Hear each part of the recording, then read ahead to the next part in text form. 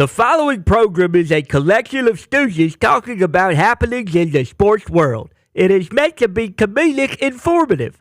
The opinions expressed on this show do not necessarily reflect the beliefs of their peers, their boss, or ESPN. There may be some cuss words because that's how humans in the real world talk. If you are young, please seek permission before watching any further. Hey. What? Let's go! This show stinks, and the fact that you listen, we are very, very thankful for. Ah! The all-time leading tackler for the Green Bay Packers, you pig! Damn it! Be a friend, tell a friend something nice could change their life. Sport! Hello, beautiful people, and welcome to our humble abode, the Thunderdome, on this Super Bowl Overreaction Monday, February 12th, 2024. This sports program starts now. Football is glorious. Football brought the entire world together yesterday as we have crowned the champion of this NFL season, and it just so happens to be the same champion of last year's NFL season, and that happens to be the first time that has taken place since 2004 in 2005 when the New England Patriots went back-to-back in the middle of their dynasty. Now we are witnessing a brand new dynasty as the Kansas City Chiefs have won the Super Bowl. Wow. It was an overtime thriller, 25-22, where Patrick Mahomes led the boys on a miraculous touchdown drive after Brock Purdy led his team down to kick a field goal. Now, did Shanahan make the right decision taking the ball in overtime with the new rules? And we heard from Juszczyk and other San Francisco 49ers players who didn't fully understand what the overtime rules were. So that was certainly a topic of discussion. But what we do know is that Andy Reid, Patrick Mahomes, Travis Kelce, Chris Jones, and many others are due to return to this Kansas City Chiefs team who are looking to win 3 in a row for the first time, a long time. Purple Gatorade was doused over Andy Reid's head. MVS was celebrating his second Super Bowl with a flag being stamped in the middle of it, and the boys got a chance to have a Vegas night after winning the first ever Vegas Super Bowl, which will become a main part of the Super Bowl rotation. As Roger Goodell reiterated both last night and this morning, it is an honor to follow this league. It is an honor to chit-chat about everything that takes place. And I can't help but say thank you to both the Niners and the Chiefs on a hell of a year. Yeah, boys. The Talks the Tables here at Boston Connor and at Ty Schmidt. Con man, you were a New England Patriot fan throughout the entirety of that dynasty. Yep. Obviously, the world started hating you guys. Feels like the world is starting to hate the Chiefs, but you can't deny greatness. No. What they did last night on the biggest stage in the world. Allegedly, 200 million people are going to watch. That's what Roger Goodell said last night. Roger Goodell said 200 million people are going to win that thing. We all knew what was going to happen as soon as they kicked the field goal in overtime. Yeah. We watched it happen. It took place. Almost went into double overtime like CBS chairman Sean McManus said earlier in the week. Of course. World could have gone crazy. First time 20 years overtime extra football. But the Chiefs win. The world hate them.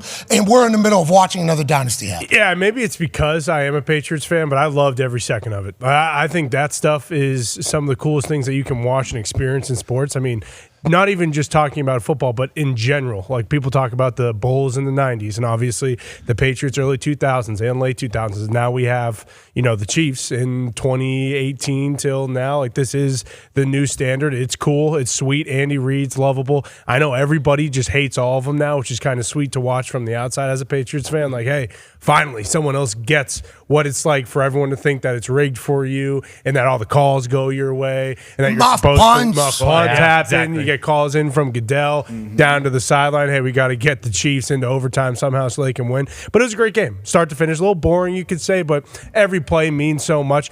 The Niners not knowing the overtime rules. Wild. For 2 weeks, all we kind of talked about was how old school and how prepped these teams are and how prepared they are for, every possible scenario. If they score a touchdown, does the entire sideline spread onto the field? Yeah, it would have been awesome. Would have been fantastic. That's what it feels like it was going to happen if that were to happen. Yeah, it's a beautiful thing to think that there is a chance that we could have witnessed some history, which would have been the San Francisco 49ers charging the field after not winning the game. McCole Hardman, to his credit, did not know that they won the Super Bowl either. He did not. Patrick Mahomes told the story afterwards in one of the post-game. It was wild post-game, trying to bounce from NFL Network to ESPN. CBS put on some terrible TV show. They did. Immediately afterwards, and then they were still doing a show, though. Right. Tracker? I don't Tracker, know. yeah. I have no idea Great. how all of that goes. But like trying to find the clips and whatever, Patrick Mahomes told a story about McCole Hardman didn't even, this is Patrick Mahomes here, to actually, this is, what's that? No, I don't need the overtime rules. Patrick Mahomes told McCole Hardman that basically, hey, you just won the Super Bowl. He had to tell him after he threw the touchdown to him. McCole said, I blacked out. I had no idea. What a moment for the Kansas City Chiefs. What a story for the NFL to be able to chit-chat about how we have another team that is potentially going to lead us for the next 20 years. Yeah. Patrick Mahomes is only 28 years old. Already won his third. Hey, you just won a Super Bowl. You just won a Super Bowl, he was telling him right there. Did not know. Now there's 3 seconds left in the first overtime. A lot of people wondering why you're even keeping time. Sure. Why is there even a clock on this entire overtime situation? That's a conversation for another day. One half of the Hammer Dahn Cowboys Tone Diggs is your Tone. The books did not want the Chiefs and the over to hit. How do we feel about the way the NFL ended the season? Tone Diggs. Yeah, the books got cleaned out with the Chiefs winning there. Obviously, all the big bets were coming in were on the Niners, but the majority of the money, like the public money, was just a landslide of Chiefs money. So they got crushed there, but then they kind of helped out, or not helped out. I don't know if it was an under game. The entire game was an under game. You go to overtime and it lands on 47 and almost goes over, so it goes under there. So the books are there, but the books got crushed by the Chiefs, which we love. Hey, this year we saw a 80%er hit against the books. We saw a 70-some% hit against the books. And last night in the biggest game, they kept saying, need the Niners to win for the books. The books need the Niners to win. And if the script was how it was supposed to be, you would think that the sports books would have quite a say in the script. But Taylor Swift gets a Super Bowl. That's right. 9-year NFL vet, host of the Man to Man podcast and everything DB. Darius J. Butler.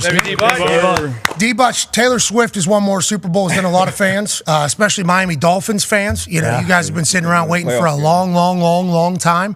But last night, that game was a beautiful one. Started out slow. Super Bowl, everybody's going to be a little tight. Christian McCaffrey even fumbles one early after having a huge thing. Ball was on the ground a lot, like 4 times in the first quarter. Everything's tight because of the nerves. But that ended up being a game that we're going to remember forever. Overtime for the first time, long time. And Brock Purdy, second year, took Patrick Mahomes to the limit. Now there's people asking, are the Niners ever going to be able to win a Super Bowl with Brock Purdy? He's in his second year. He took the Chiefs to the overtime. I assume they're going to be back, but what a heartbreaker for them. And on the flip side, the Chiefs, they're just living the best life of all time, Darius. I think the bigger question is, will Kyle Shanahan ever be able to get over that hump? 0-3 in Super Bowl. That's big, and obviously we remember the one in Atlanta. But, Andy Reid kind of had that title on him before he came over to Kansas City as well. But great year. Great game, a defensive battle. Steve Wilkes had his guys ready to go. They were phenomenal as far as pass rush lanes with Patrick Mahomes early. But Mahomes, at some point, he's just going to figure it out. He's going to find somebody. He's going to be special. He's going to make plays. Travis Kelce was a little fired up. He got much more involved in the game in the second half. But defensively, what Spags, and I've been talking about Spags this whole year, his defense kind of carried them throughout this playoff run to go up against Miami, Buffalo, Baltimore, and then San Fran. I think they gave up a total like 63 points in all 4 of those games, so that's phenomenal. And then their offense, the corn dog, went back to the corn dog play for it all, scored 2 touchdowns on the same play last year pretty much with Tony and Sky Moore, and then you get McCole Hardman in the end zone right there at the end. Now, I was a little confused about the timing at the end of that, keeping the time as well. Thank God for Tony Romo. Hey, everybody relax out there at home, That is one of the things Tony Romo got right last year. That was like a fact that he said. A lot of just kind of dominated. I guess you finished strong, Romo. Finished strong, but I think CBS, I don't know how many people watched. I'm sure it was a ton. I think Usher, the halftime performance was pretty dope as well. I agree. But a great game, just a great finish overall for the NFL. I'm sure they're happy. Usher had 3 wardrobe changes in a 5-minute span or a 7-minute span. Including Phenomenal way. Putting roller skates on. And obviously, I've seen Usher flex how good of a roller skater he is. I think Cam Newton, I've seen him also flex how good of a roller skater he is. If you have the ability to do this, such an old school talent that not a lot of people have. And I think it's like a card that you certainly would like to showcase having. So shout out to Usher being able to put on roller skates in the middle of this. I knew all the songs. Yeah. So I liked it. I liked it. There's some people that didn't like it. Sure. I think there's going to be people that don't like things forever. That's just kind of how it goes. But I enjoy little John's ass popping up. Yeah. What did happen to that one guy that got tossed in the back, though? He got launched. Yeah, is he dead? He's still flying. I have no idea. They were not supposed to send that guy as high as they. There was other people flying. T3 fractured. Super Bowl, baby. If you got to put it on the line and you got to get launched up into the abyss, that's what you got to do. You got to do what you got to do. The lady fell off a pole. I saw her slip right there next to it. That happens in Vegas. That's live action, baby. That's right. That's what's going to happen. Speaking of live, Gronk missed another kick. Worse than his first one. Yeah. Way worse. Knew it was That was gonna bad. happen. Now, there's somebody who posted on Saturday, I believe, about them, I would assume, rehearsing I think that's what it was. the kick in a parking lot. Yeah. Because they released footage of the rehearsals, and that's what. Because I think I mentioned it on the show on like Thursday last week when someone walked by. I was like, "We saw Gronk's practice run, and guess what? If he doesn't tighten up, like he's not going to be making it." Yeah, he missed it, and then they did the follow up. It was a lot. It was. It was really good. I think I saw they had somebody have. I think one of their parlays of FanDuel had like 60,000 people riding alongside of it. Pretty good. I think Bill Simmons, who has it all figured out. Yep. I think he had like 8,000 people Yep. riding alongside of him. Like 8,300, I think. Did That's a not hit. huge number. Yeah, it did not hit. That's really big. Really good, Bill. You still have it. I think we had 250,000 people or something like that. Yeah, keep running your mouth, Bill. Keep running your mouth. Anyways, Chiefs face the number 2, 3, 4, and 6 offenses in the playoffs. Here's an interesting stat from Hembo. Chiefs face the number 2, 3, 4, and number 6 offenses in the playoffs, which combined to average 28.3 points per game per season this season. A lot of points. Wow. 28.3 points. That's a lot of points. Kansas City held them to 15.8 points per game. Damn. Okay, Spags defense locked it down. Kyle in Super Bowl on 3rd down, Kyle Shanahan. 3 for 12 last night. 3 for 8 4 years ago. 1 for 8 in a 28-3 game. That's 7 for 28 in the 3 biggest games of his life. Damn. Is what Hembo certainly, that's a Hembo stat. Yeah. Kyle Shanahan, you might have to, this guy's certainly, Sack guy. Take it up with him. this guy's certainly, certainly painting it a little bit. That's the money down. First down offense in the 3rd quarter when game flipped. Chiefs, 8 plays on first down for 57 yards. 49ers had 5 plays for 1 yard. Oof. Talk about getting on script, off script. 2 completely different halves for both of those teams. Lamar, Josh, Tua combined for a 43.8 QBR versus Kansas City in the playoffs. Brock's was 69.8, 26% better. So people want to kill Brock Purdy. He performed better than Lamar, Josh, and Tua did against his Kansas City defense. Those 3 had a 6.9 QBR versus Kansas City pressure. Brock's was 74.1. So Brock performed the best against this Kansas City defense. Had this Kansas City teams on the ropes, the Niners almost get over the hump. The Niners almost win a Super Bowl. Instead, they're walking off with their heads held low, and Brock Purdy, now they're questioning, can Brock Purdy win the big one? Brock's in his 2nd year. Congratulations. Welcome to the conversation of, can you win the big one? In his 2nd year. So I think we should be pumped about the Niners and what their future holds, but boy, it's got to be a tough day today for all of them. Yeah, and I think there is something to be said about the Chiefs maybe being team killers. Like, they killed the old Niners team. This is a completely new Niners team that was there in 2019. Obviously, we saw what happened to the Eagles after last year and their Super Bowl loss. Like, is there a chance that the Chiefs do have that kind of, black magic power where that they can, not only just beat and win Super Bowls and beat teams, but actually send them to the shadow realm where they can no longer compete and go back to the Super Bowl? So I'm not 100% sure, but here's a stat that could send you to the shadow realm. Okay. No. The 49ers had a 7-point halftime lead and led for most of the 3rd quarter, says Hembo. Mm-hmm. However, they went 3 and out on 3 straight drives before the Chiefs took the lead. The 49ers ran 9 offensive plays with a lead in the 3rd quarter and dropped back to pass on 8 of them. That was something. Christian McCaffrey kind of disappeared. Yeah. Yes, he did. Now, Christian McCaffrey, obviously, weapon. And they used him in the overtime. And once you see him in overtime, they start marching down the field. Yep. I do wonder why Shanahan maybe picks and chooses on when to get him the ball. You think he just gets lost in there? What do you think it is? I don't know. I mean, he had a around 20-something carries. They stuck to it. He was productive, especially early on in the game. When the game first started, they came out of the gates like, oh boy, on that script, hand him the ball, some play action. Juice, I think, the second play of the game had a big play. Like you said, Messi ball. Or he jumped like 8 yards. Yeah, that was sick. Freak. Yeah, that was sick. But that offense, that Shanahan offense, is designed to have you in the pickle as a defense. Like, okay, if we're in 3rd and 3, 3rd and 4, like you get to that money down and you're in that type of situation where the run game is fully alive, the play action game, the boot. But if they're in straight drop back mode against Spags, he's going to dial it up. Too many players that can do too many things. We saw McDuffie blitzing, impacting the quarterback. Great in coverage all night long. Snead as well. 15-yarder. Holding. McDuffie had to hold. It was a little. That could have went either way. That's overtime. Yeah. That's overtime. 3rd down. Yeah. I mean, I understand. I guess you could call it, but they hadn't really been calling it. Yeah. Like that has not been the way Vinovich's crew had been calling it all night. And I didn't like the way Jim sent it to Gene. He goes, "There's no controversy there. That's clearly hold." It's like, I guess you could call that certainly a hold. Certainly a hold if you're going to call it. But they hadn't really called shit all day when it came to DBs, wide receivers. So on 3rd down in overtime, that's a massive time to just call that. Yeah. I respect it. I appreciate it. But I think the Chiefs are saying, like, are we going to get this same call in overtime if it happens on the next drive? I don't know. Yeah, and you talked about Brock, like, can Brock get it done? And then you talked about them bringing pressure on 3rd down. That 3rd and 4 at the 2-minute mark, like, they picked that up.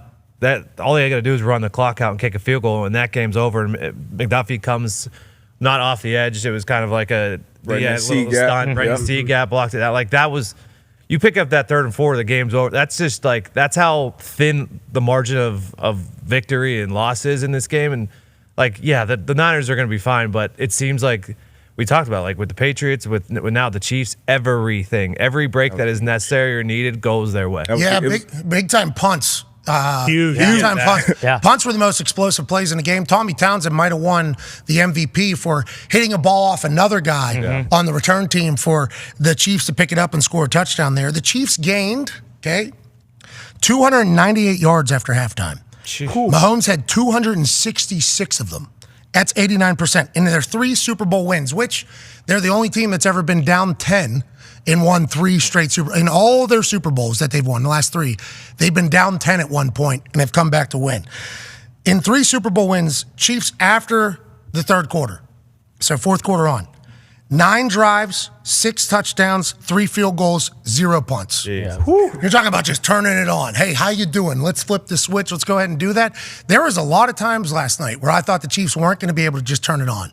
Like that first drive when the Niners just come out and they're just pounding the ball. It's like, wait a second now. This might be the Niners' night. Even throughout the entire first half when they're seeing Travis go body Coach Reed. Attack. Whoa. Yeah, he did. Assault, brother. This guy assaulted Coach Reed. He attacked Coach Reed. Now, if Andy Reid goes down there, that looks... does look great. And Andy Reid said, well, he caught me off balance. Andy Reid said he caught me off balance. Travis Kelce said, I was just telling him I love him. And Andy Reid said, they're emotional, man. This is just how we are. This is a whole thing. Obviously, Andy, Pat, and Travis have been very tight for a long time.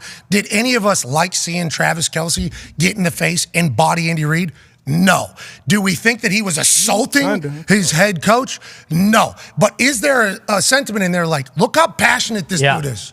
This guy's made he's on top of the world. He's on top of the world. Yeah. Has made over $100 million. Hall of Famer. People call him the greatest tight end of all time. And here he is in the middle of the game going, hey, give me the damn ball, dude. I am sick of it. You love that if you're a Chiefs fan. Everybody that hates Travis Kelce is going to say, this guy's got anger management. Bad guy. This guy's a terrible guy. Imagine he'd do this in any other workplace. It's not any other workplace. They're tackling each other for a living. Yeah. Okay, that is, in the competitive world, is different than your office job. Although I respect and appreciate your office job, things like this are certainly more likely to happen. Don't love it. I assume Travis can talk about it. Yeah. I assume it's all going to come out as a conversation at some point between Andy and Travis, and they both said that they're coming back next year. Is Jason Kelce going to join the Chiefs next year? Whoa. Certainly possible. Whoa. No. Certainly possible. No. Kelce will be on TV. Jason will be on TV next I heard he year. met with ESPN and Fox. I saw some people saying he hopes that Jason Kelce, or they hope Jason Kelce takes our place. If Jason Kelce gets a 3-hour show in the middle of the afternoon, I'm pumped about it. I am 100% pumped about it. If he joins ESPN, I'm very excited about it. You saw the Chiefs stuff. Oh, yeah. And you see his low snaps from Creed Humphreys, literally every single snap. Yeah. You start thinking to yourself, like, Jason Kelsey puts that thing. Play with his brother. Jason Kelsey, first team All-Pro. Not that Creed Humphreys, who's much cheaper, I assume, than Jason Kelsey, even though he might take a discount. You know, to play for a ring, play with his brother, play in Kansas City. Yeah. No. Jason Kelsey's an Ohio guy. He wouldn't do that to Philadelphia. And I think he was so comfortable wearing all that Chief stuff because he knows that he's done. Yep. I don't know. He's a free agent. You can be. He's a free agent. Listen, you can move Creed over to guard for a year, then bring him back to center. And They need to bring Jason in to be just a vet in the room. Yeah. Hey, guard gets hurt, center gets hurt. Obviously, we got Jason Kelsey sitting here. He looked good in that luchador, man. yeah, He did. I saw him dancing too. He got more rhythm when he put that Kansas City Chiefs luchador. Probably still right there right now. Yeah, absolutely. Yeah, he hasn't moved. We thought about sending a request in to his people to join the program today. I assume he's not alive today in any capacity of chit chat. We appreciate how much fun he was having. And Taylor and Travis. Oh my God, I love it. So much fun. I love it so sweet. much. Ty's been all over from the jump. Love, gotta love, say. love. What's that? Absolutely, just madly in love. And Ty was from the first, from the beginning, when some of us may have had some questions up here. Who's us? yeah, what Why are you pointing at talking Ty? about? You're the only human. Yeah. No, Ty was the It's guy that just you. said. I "Just like that you, everybody love." else is getting credit for how our entire True program, love. but you Yeah. felt. Well. Literally, you, Whoa. Tone, No, what the JJ, hell? JJ Watt, and AJ. everybody seemingly. I appreciate the fact that Taylor and Trav, they're in love. Yeah. Big time. She's a football girl too. Yeah. She took a 14-hour flight to make it to the Super Bowl, right? From Tokyo into LA. Yep. Getting in and out of Vegas, impossible. Just Nightmare. Drove From from, our- LA to Vegas. from our own research, it was impossible to get out of Vegas. But then they show her on the Jumbotron, okay? And she saw her future brother-in-law a couple weeks back say, hey, this is what you do, Taylor. At football games, you're allowed to do this. She raises that, chugs wine down in front of the whole crowd, Clean. and takes it to the. Now, obviously, one swallow, two swallow. Let's get this thing done. And Boom. hey! Slam. Love that. I hope the place went crazy. I assume Niners fans booed her, which makes it even better. Probably. If she's chugging booze in the face of booze, Taylor's the most football girl of all time. Travis and Taylor afterwards seem to be really smitten. A lot of smooching. Lot of smooching. Love it. We did it. We did it. He's saying, Viva Las Vegas. They showed her in there, and the world hated the fact that Taylor Swift got to experience a Super Bowl in her first run. But we just want to say, welcome to football, Taylor. Welcome to football. Happy you're here. Her chugging booze is a beautiful thing, Ty. Oh, yeah. They also showed her, I want to say it was maybe right after Pacheco fumbled early on. And she was just absolutely destroying her A lot of probably nail biting. freshly manicured nails. A lot of people saying like, oh, okay, like she's invested. You're not doing that to a $4,000, $5,000 manicure job if you're not incredibly nervous, incredibly invested. And then after the game, you're gonna tell me that's not true love? Yeah. They're Kidding saying me? Ice Spice was throwing up some hand motions, though. Wow, those kind? people might be on. What kind? They're saying Ice Spice. What kind? Well, Did JJ Watt ones that they were putting on him a couple weeks ago? well, yeah. No. No, maybe. I don't know if they're Illuminati? connected or not. I don't know how the eye and the devil are connected. He had but the I think they Illuminati are. hair. they're saying, although we were kind of trapped with the Taylor Swift booze chug, which Yep. I certainly was. Oh, yeah, it was sick. When that made its way on the internet, I'm like, yeah, What a beast. we love this girl. Yeah. She's a no. Yeah, she is a beast. She's just chugging her. They're saying Ice Spice throwing up devil horns. Yep. Oh, no. And then Yeah, she Why? Oh, no. and Yeah. the Balenciaga. She has the Balenciaga arm sleeve. I think she was, I think there's a chance she was dude next to her, flexing. He's doing the doing the Shador. I mean, there's a lot of there's a lot in this video. I mean, Jason Kelsey's in overalls right behind Taylor. I mean, there's a lot to take in here.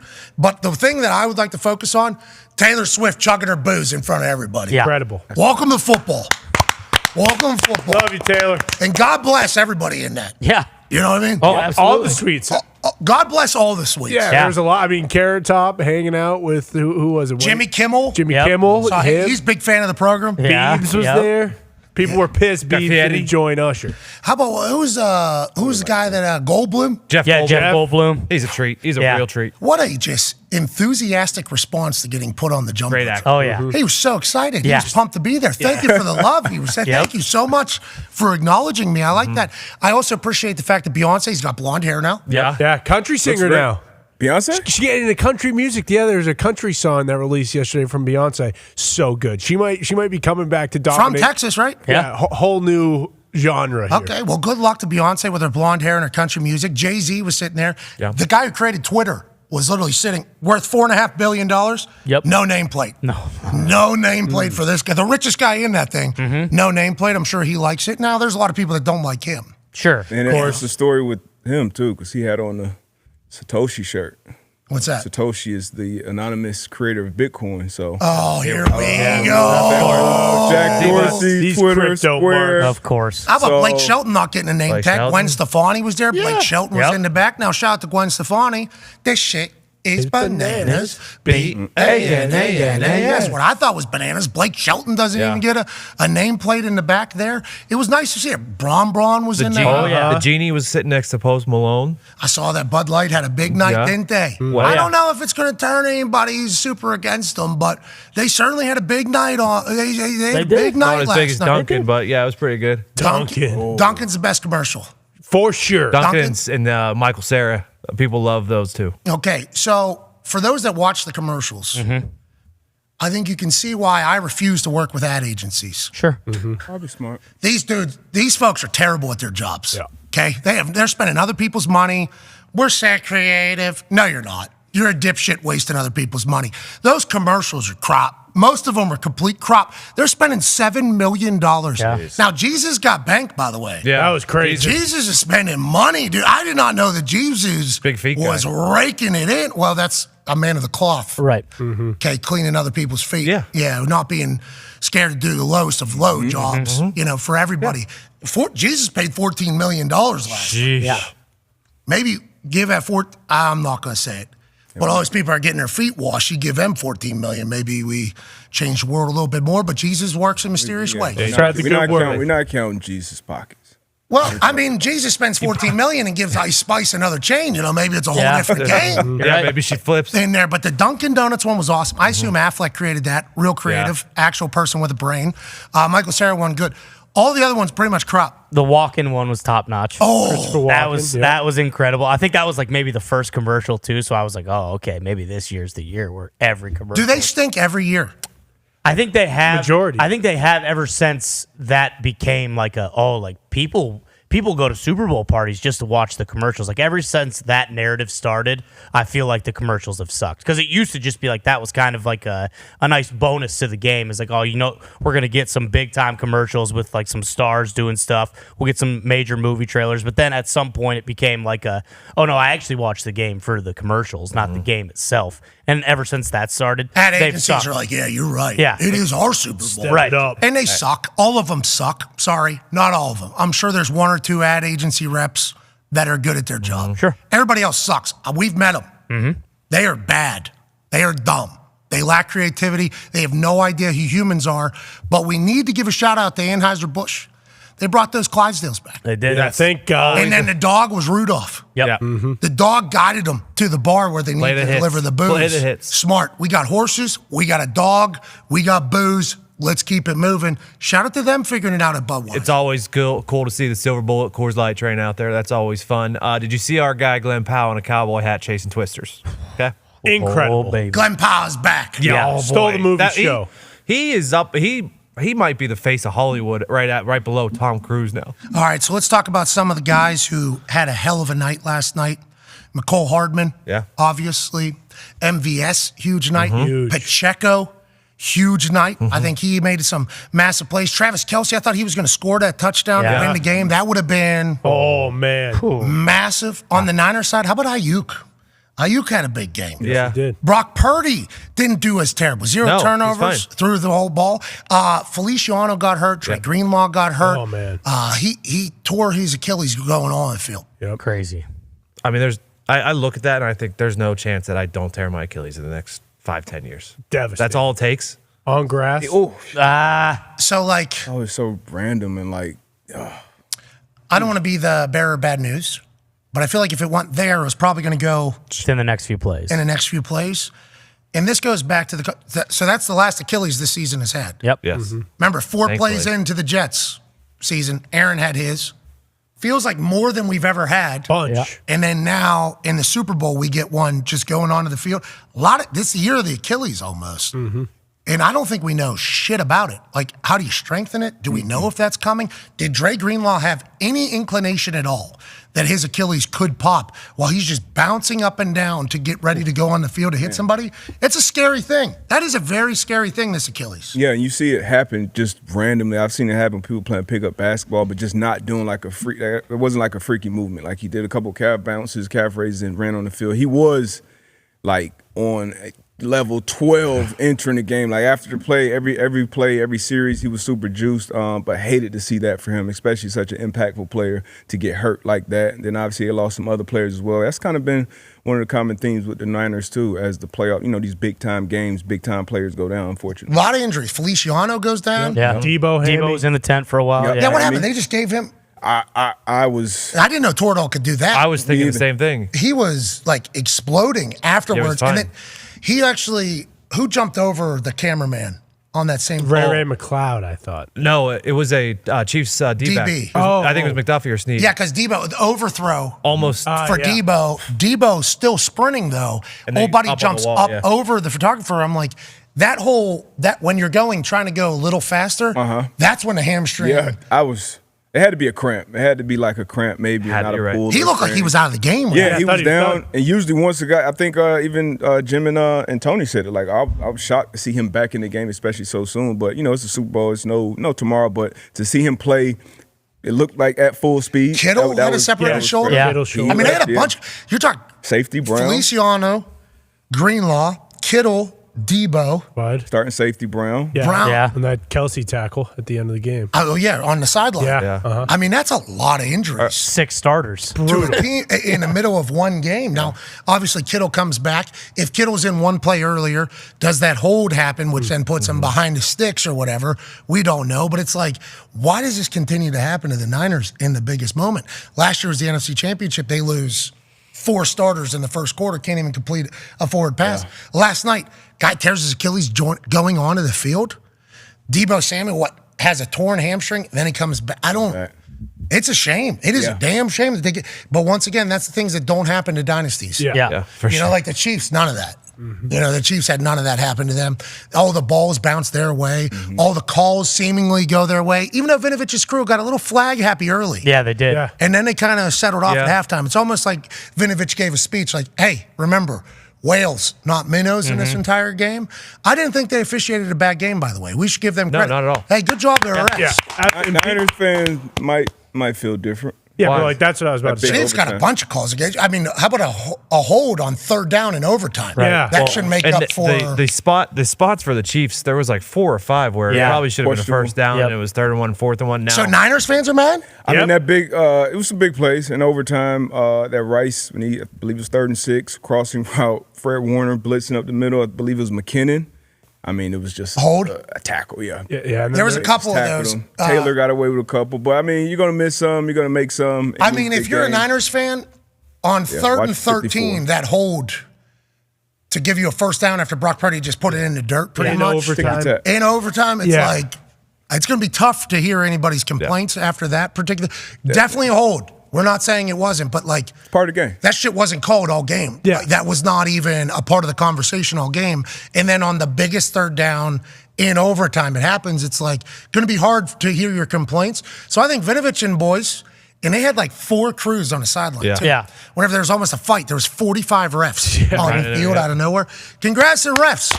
Not bad year.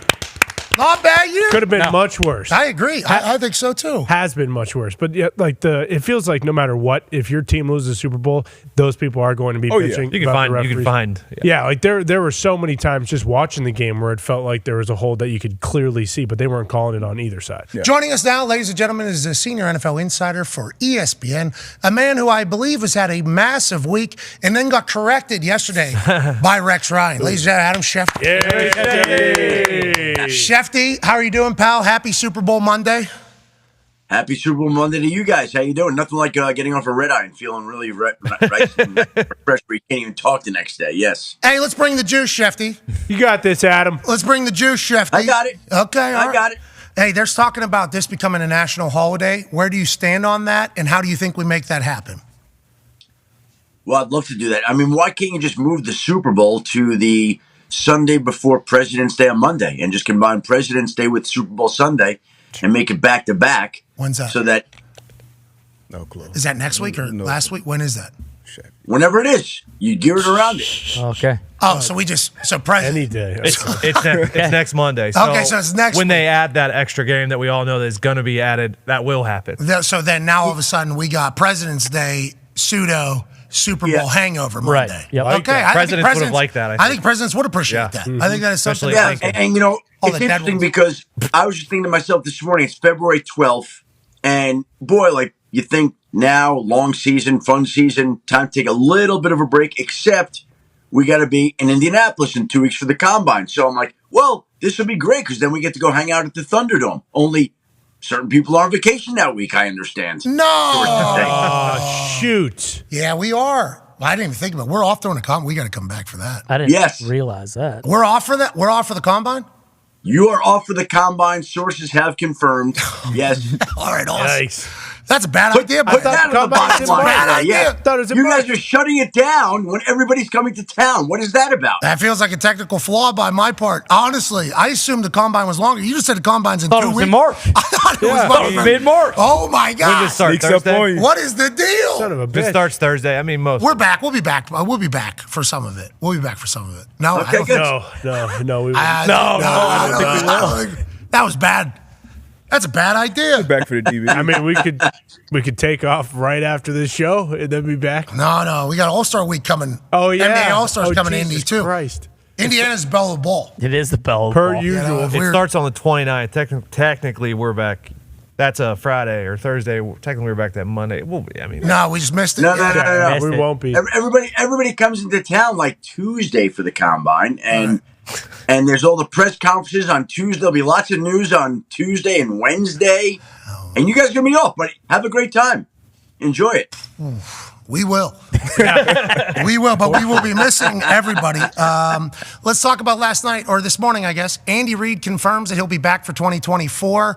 Obviously, Chris Jones' contract is up. That was a whole scene at the beginning of this year. But it feels like most of this dynasty is coming back next year. Is that an accurate depiction as we sit here on this Overreaction Monday, February 12th? Yeah, and I think what's interesting here is this team always felt like it would be better set up to succeed in 24 than 23 with some of these young receivers and Pat Mahomes. So they think on offense that these receivers, these young guys, are going to gel more with him. I mean, we saw Rashee Rice come on. Did I say it correctly there? Yep, you got it. Okay, Rashee Rice. Okay. Guy like him would be even further along next year, that their offense would be further along next year. Travis Kelce says he's coming back now, too, so nobody wants to miss out on the fun of trying to defend 2 straight back-to-back Super Bowl titles. But yeah, and Chris Jones, by the way, I know he'll want to get paid, of course, but there's certainly a bond there. You can see the way that him and Andy Reid were acting after the game. I don't think he's going to want to leave unless there's some huge difference in offers between Kansas City and somewhere else. And the Chiefs value him. They want him back. So to me, yeah, they're going to run it back with a lot of this team intact. They're not losing their coordinators. Steve Spagnuolo, who won his 4th Super Bowl title as a coordinator yesterday, he's not going anywhere. Their offensive staff is returning. Like, here's the thing. Steve Spagnuolo is not getting a head coaching job at this point in his career. He's a great coordinator, but teams are not interested in that regard. And Matt Nagy is on the offense side of football. Look, he struggled in Chicago. Got run out, but they love him in Kansas City.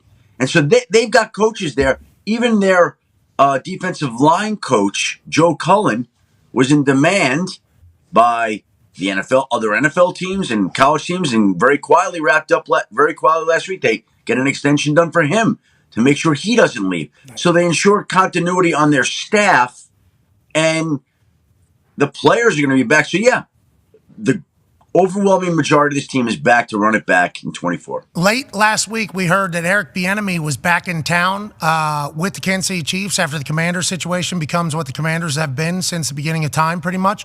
He was with the team before the Ravens. I think Patrick Mahomes said that energy he brought back was something that we've missed. Yeah. Was he with him during the Super Bowl, and is he just going to be an advisor now so the Commanders have to pay him? How do you kind of see Bieniemy with Kansas City Chiefs going forward?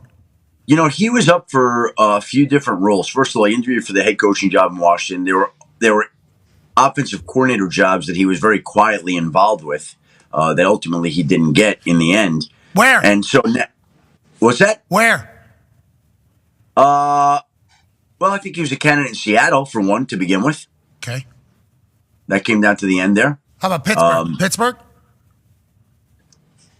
I don't think Pittsburgh, but I can't confirm that. New England? Because there was like no conversation Not about New Bieniemy at all. The first time his name popped up is that he No, showed up in Kansas City. He's been in play with in play with a few teams. He's been out there. It's not like it just hasn't gotten a lot of attention. He's kind of done a really nice job of keeping things quiet and going about his business. But he's been in play for a lot of these jobs, and I would imagine this year, obviously, he can take some time and decide whether he wants to keep coaching and take a role with the team in some kind of, I don't know what it would be, assistant head coaching role or advisory role, consultant role, whatever it may be, or take some time and then come back strong the following year. Okay, let's stay with Kansas City Chiefs before we move elsewhere.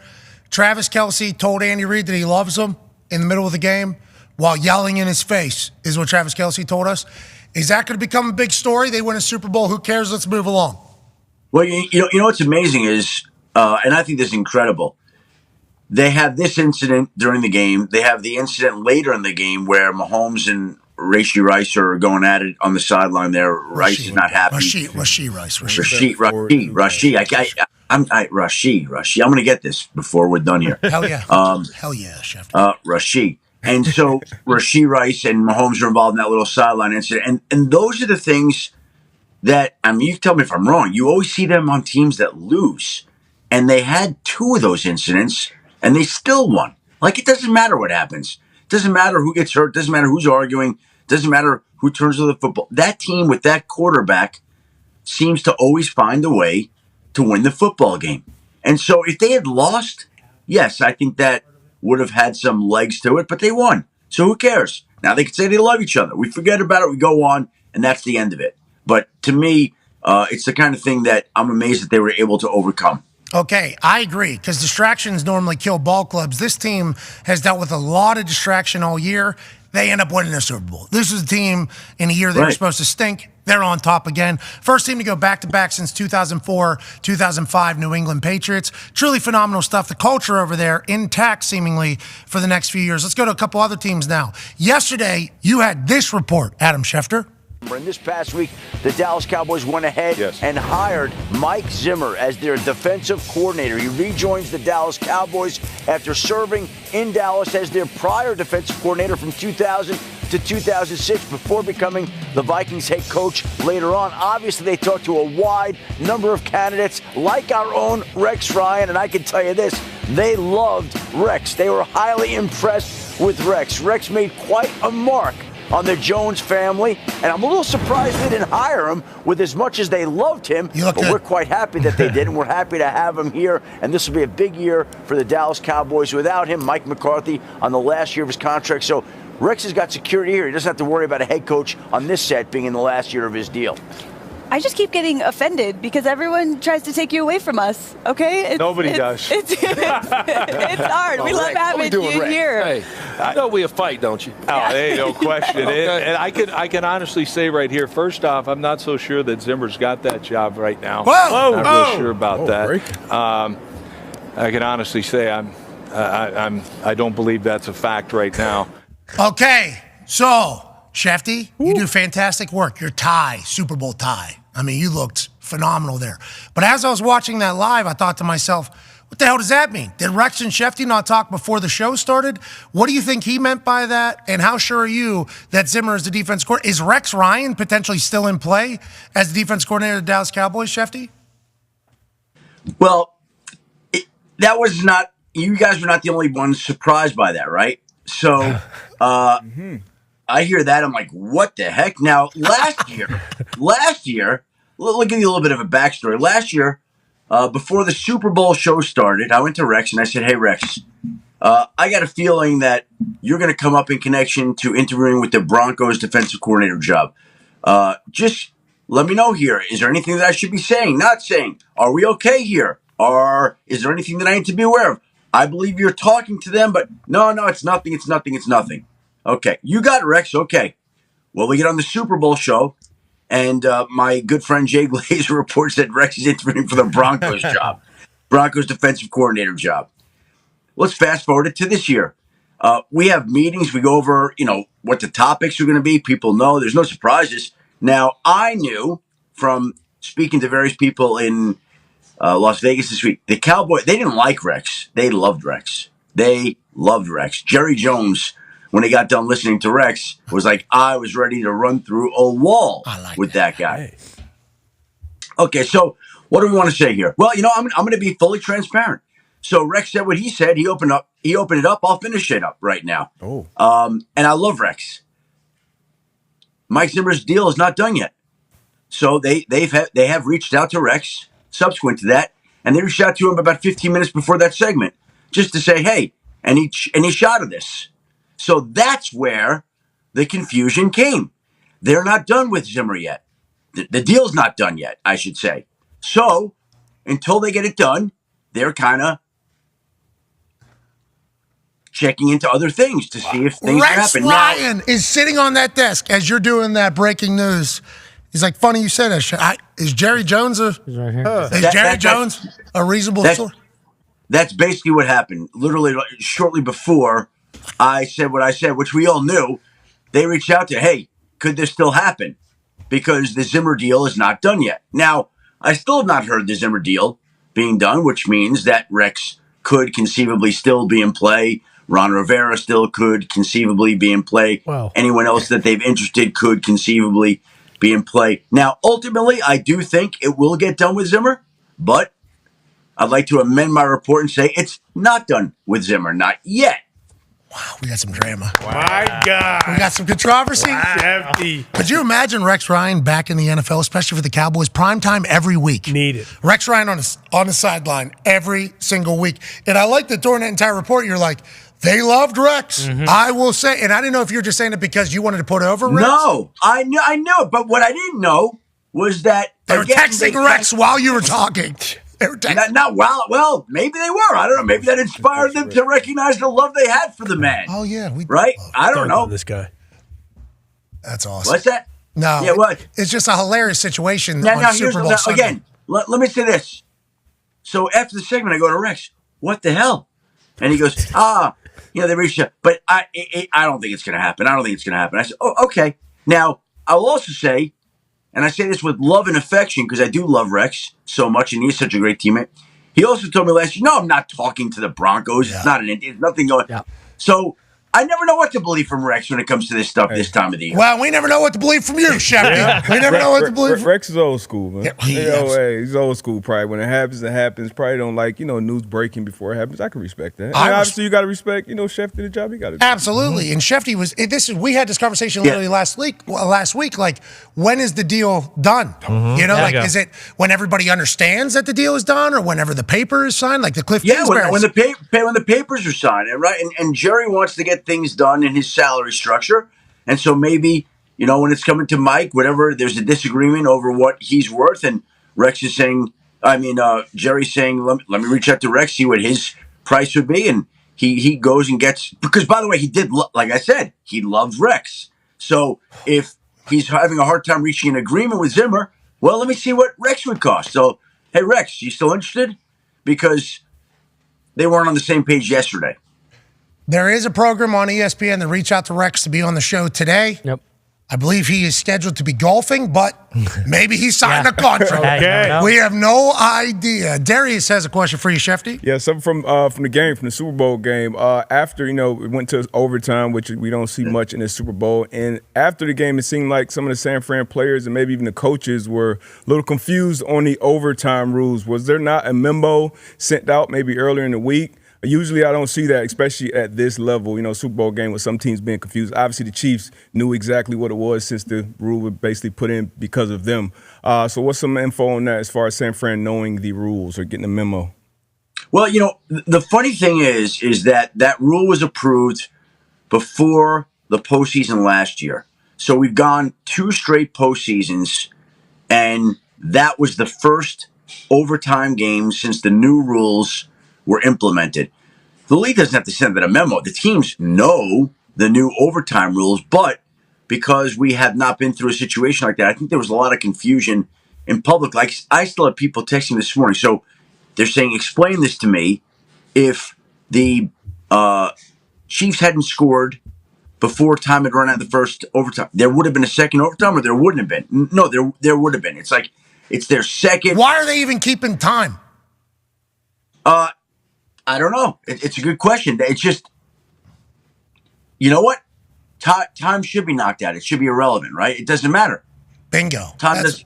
I was trying to figure that out last night as I was watching it because of your tweet about Sean McManus. I'm like, holy shit. Of course. Well, hold on. You know what's weird about that? I happened to be there. There was no reason for me to be there, right? Here's the funny part about that. Well, so CBS does a press day, and my daughter was working for Nickelodeon, doing reports during the game. So she was in this room, and as her guardian, I went to go make sure that she was okay and to be with her and take her back and forth along the strip in Las Vegas, right?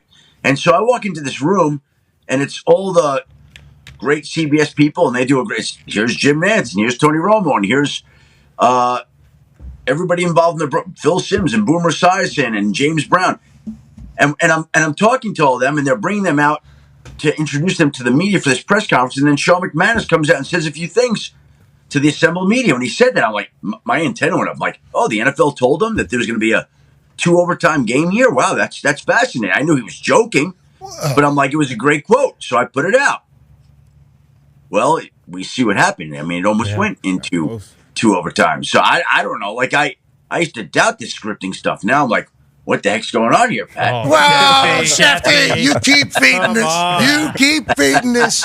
Of course, his daughter's the one that found out the script, not Shefty. Well, that's the reason I was plausible deniability. Oh my God, you're going to do that, my daughter. It's my daughter. I was thinking of your tweet though, I think a lot of us were, as we were watching it, and then I started thinking to myself, with these new rules, why is there even an overtime 1 or overtime 2? But back to the show. So it's funny. Last postseason, there was that box that I posted on Twitter last night about the new playoff overtime rules. Yeah. And I literally had that box. Like some people, when I posted it, like, oh, that's quick. Schefter knew the script. He had it waiting. No. I've had that box waiting for a playoff overtime game, the first one since the new rules were implemented 2 seasons ago. So I was just waiting for the time to come before I press send. You were just waiting for Roger Goodell to tell you to send it. We know. We know the deal. Speaking of overtime last night, Conman's got a question for you. Yeah, Shefty, obviously with the Chiefs, everyone's coming back. Their coordinators are safe, everything like that. What about the Niners on their side? I saw some people saying, hey, is Trent Williams going to retire now? What's going to happen with the IU contract? And then obviously Purdy. Is Purdy going to get paid, you think, this offseason before the final year of his contract? Or how do you see that going? Purdy is ineligible to be paid, and that's one of the great parts, the ironic parts about his contract. Like, if he had been an undrafted free agent, he would have been contract eligible this offseason. But as a 7th-round pick, he's locked into 3 years, so they cannot even do a deal, so they get the benefits of paying him on a rookie contract this season. Now, that's a huge advantage. It allows you to go pay Joey Bosa and trade for Chase Young and do all the things that pay a running back like Christian McCaffrey. They could do all these things because Purdy's in that contract. Now, this will be the last year of that contract before I would expect that they're going to make that right and sign him to a long-term deal. But Purdy's under contract and literally not prohibited from doing any sort of extension. Ayuk is a free agent. We'll see how that works out. They'll want to bring him back. Ayuk's going to get paid from the Indianapolis Colts. Well, yeah, because you guys are going to let Pittman go. No, we're going to pay him too. Oh, okay. Yeah, we're going to pay him too. Do that. Ayuk's going to be hot on the market. That's going to be a name that is going to be huge. Well, by the way, so knowing that he's hot on the market, you tag him and you see what it's worth to another team. And then you see if you want to keep him or whether you want to get something back from him. Like, by the way, it wouldn't be the first time that the Niners and Colts made a deal involving a franchise kind of player. We saw that happen with DeForest Buckner. Shout out to DeForest Buckner. Other news in the NFL this past weekend. Go ahead, Tone. Yeah, Chef, the end of the year press conference, Mike Tomlin said that there is going to be competition at the quarterback spot. And now this weekend, I can't remember who broke it or was talking about it. Maybe Garofalo said that Tannehill potentially going to Pittsburgh to reunite with Artie Smith. Is that just rumblings? Have you heard anything about that? Well, there's an obvious connection between the offensive coordinator and the quarterback, and we'll see whether anything comes to that. We know that Pittsburgh's going to go out and get some type of quarterback, whether that's Ryan Tannehill, whether that's Russell Wilson, whether that's Justin Fields. Justin Fields, I know Mike Tomlin's a big fan of Justin Fields. We'll keep that in mind during the offseason in the coming weeks. Wow. So there'll be a decision that organization has to make in terms of the quarterback that they want to bring in. But they're not just going to leave it as Kenny Pickett, his starting job. Mike Tomlin made that very clear. So now it's which of these quarterbacks do they make a move for? Which one is somebody that they can go acquire? And who fits into what they're willing to give up to either another team or to pay that player. Mike Tomlin back. OC, Artie Smith. Yes. Him and Justin Fields. People are talking about him in Atlanta with Justin Fields. We'll be excited to see what it is in Pittsburgh. Last question here for you. Other big news for, a friend of our program. Yeah, unfortunately. Yeah, Chef, you mentioned that Bieniemy was maybe kind of linked to the Seattle OC job, and then out of nowhere, because I think there were some rumblings about it, but Ryan Grubb leaves Bama to go back to Seattle to be the OC there. Did that kind of come out of nowhere, or was that a guy that they'd kind of been circling, obviously with his ties to Washington? The funny thing about these things in college, Pat, that's your world more than my world. Not really. But the day that Mike McDonald was hired, I heard Ryan Grubb's going to be his offensive coordinator. Like, just waiting. And why didn't you tell us? What the hell? Schefter, why did you? You're on this show every week. I hadn't heard that. You didn't say to me who's in play for the Seattle. Oh, that's the game we're going to play? We got a needle. Yeah, okay.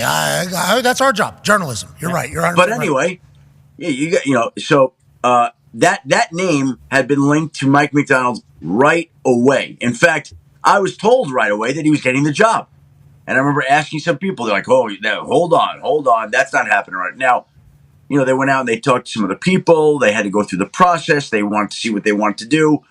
But I think that he was in their sights from the moment they hired Mike McDonald. And I would imagine that when Mike met with the Seahawks brass, that he presented that name to them and that they knew that he was one of the possibilities that when he took over, if he took over, which he did, that he would be able to go get Ryan Grubb and bring it with him. If McDonald gets any job, does he take Grubb with him, you think? Even if it's not Seattle? I think he would have been in play anywhere with Mike McDonald, yes. Okay, cool. Well, it's happy to hear that. Great news, great information. Go take a nap. We appreciate the hell out of you, buddy. Guys, I appreciate you having me very much. Enjoy the week after the Super. What's going to be the big topic now? I guess Adam Silver's on Wednesday. Boom. So it's an NBA week, and then we get a quiet week, and then you guys go on vacation while the combine comes to your city. All right, Chef. So it's been a great season. Thanks, buddy. Thanks, Chef. Get that adjusted. Yeah, ladies and gentlemen, I'm Chef. Damn, I didn't know the combine was that quick. I mean, what are they doing it in February for? What are we even talking about? February? February Super Bowl month. That is. It's always in March. Well, it's Black History Month, first of all. Well, right, but I'm just saying. Bosa 0-2. Yeah, Nick Bosa 0-2 That's in right. February. That stat got thrown on the internet last night. People were loving it. Stat hashtag. All right, so we got to figure out the combine, though. That's not good. No, I don't think we have to figure it out this year. We're not going to be here. So I think we're good, actually. We don't have to figure out anything. Amen. And we already figured it out. Yeah. We'll be back on Monday to overreact to it. We're going to be so fired up. Kidding me? Jaden Daniels throwing, maybe? Yeah, plus quarterbacks have their own pro days anyway. Yeah. Who cares? Hour 2 is on the other side. AJ Hawk will join us and Dan Orlovsky. Be a friend, tell a friend something nice that might change your life. Take 3.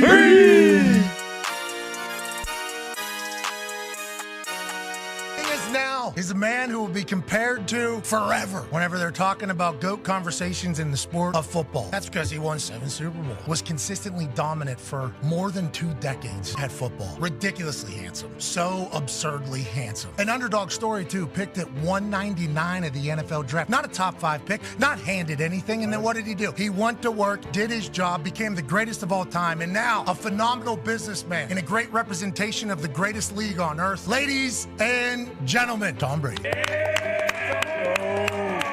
Hell yeah, What's dude. up, my man? Tom, I thought this was all potential gimmick rip. I didn't know if you were actually on the show. I'm so pumped you were here. Hey, we love you, dude. We love you, Tom. I appreciate it. When you're 40 years old and you've won 6 Super Bowls and you're already being called the GOAT, was there anything to you getting to the point of just being, I'm tired of Bill Belichick talking to me like I'm a 23-year-old? Because that was kind of the lingering at the end of your time at New England. There was so much people just trying to create some division that most of it was untrue, but it's just the way the world works. And naturally, I think division from within is a big problem in these team environments. And I don't like seeing any dysfunction in team environments. Obviously, my respect for Coach Belichick is pretty well documented. He was an incredible leader and coach for our team. And I tried to do my best every single day that I took the field. I knew that he did the same thing. And I think that's why I respected his coaching so much. But whenever they talk about the Patriot way, that is normally the reason that is given is like the Patriot way, the Patriot way, the Patriot way. I've never used that term in my entire life. I think when people say it, I'm always like, what's the Patriot way? It sounds like the title of a book. I think what we tried to do was we tried to do things the right way. I think we tried to practice the right way and prepare the right way. What happened on game day was ultimately a reflection of what we practiced. And I thought we had great leadership from our coaches, and it filtered down to the guys who really drove the culture. We had so many guys that I played with over the course of a lot of years that really understood that, okay, I'm going to care about my teammates and I'm going to care about helping the team win. There's a guy on our show who is diehard Patriot fan. Boston Connor has a question for you. Yeah, Tommy, I have to. What's up, Boston? I have to start and just say thank you. You know,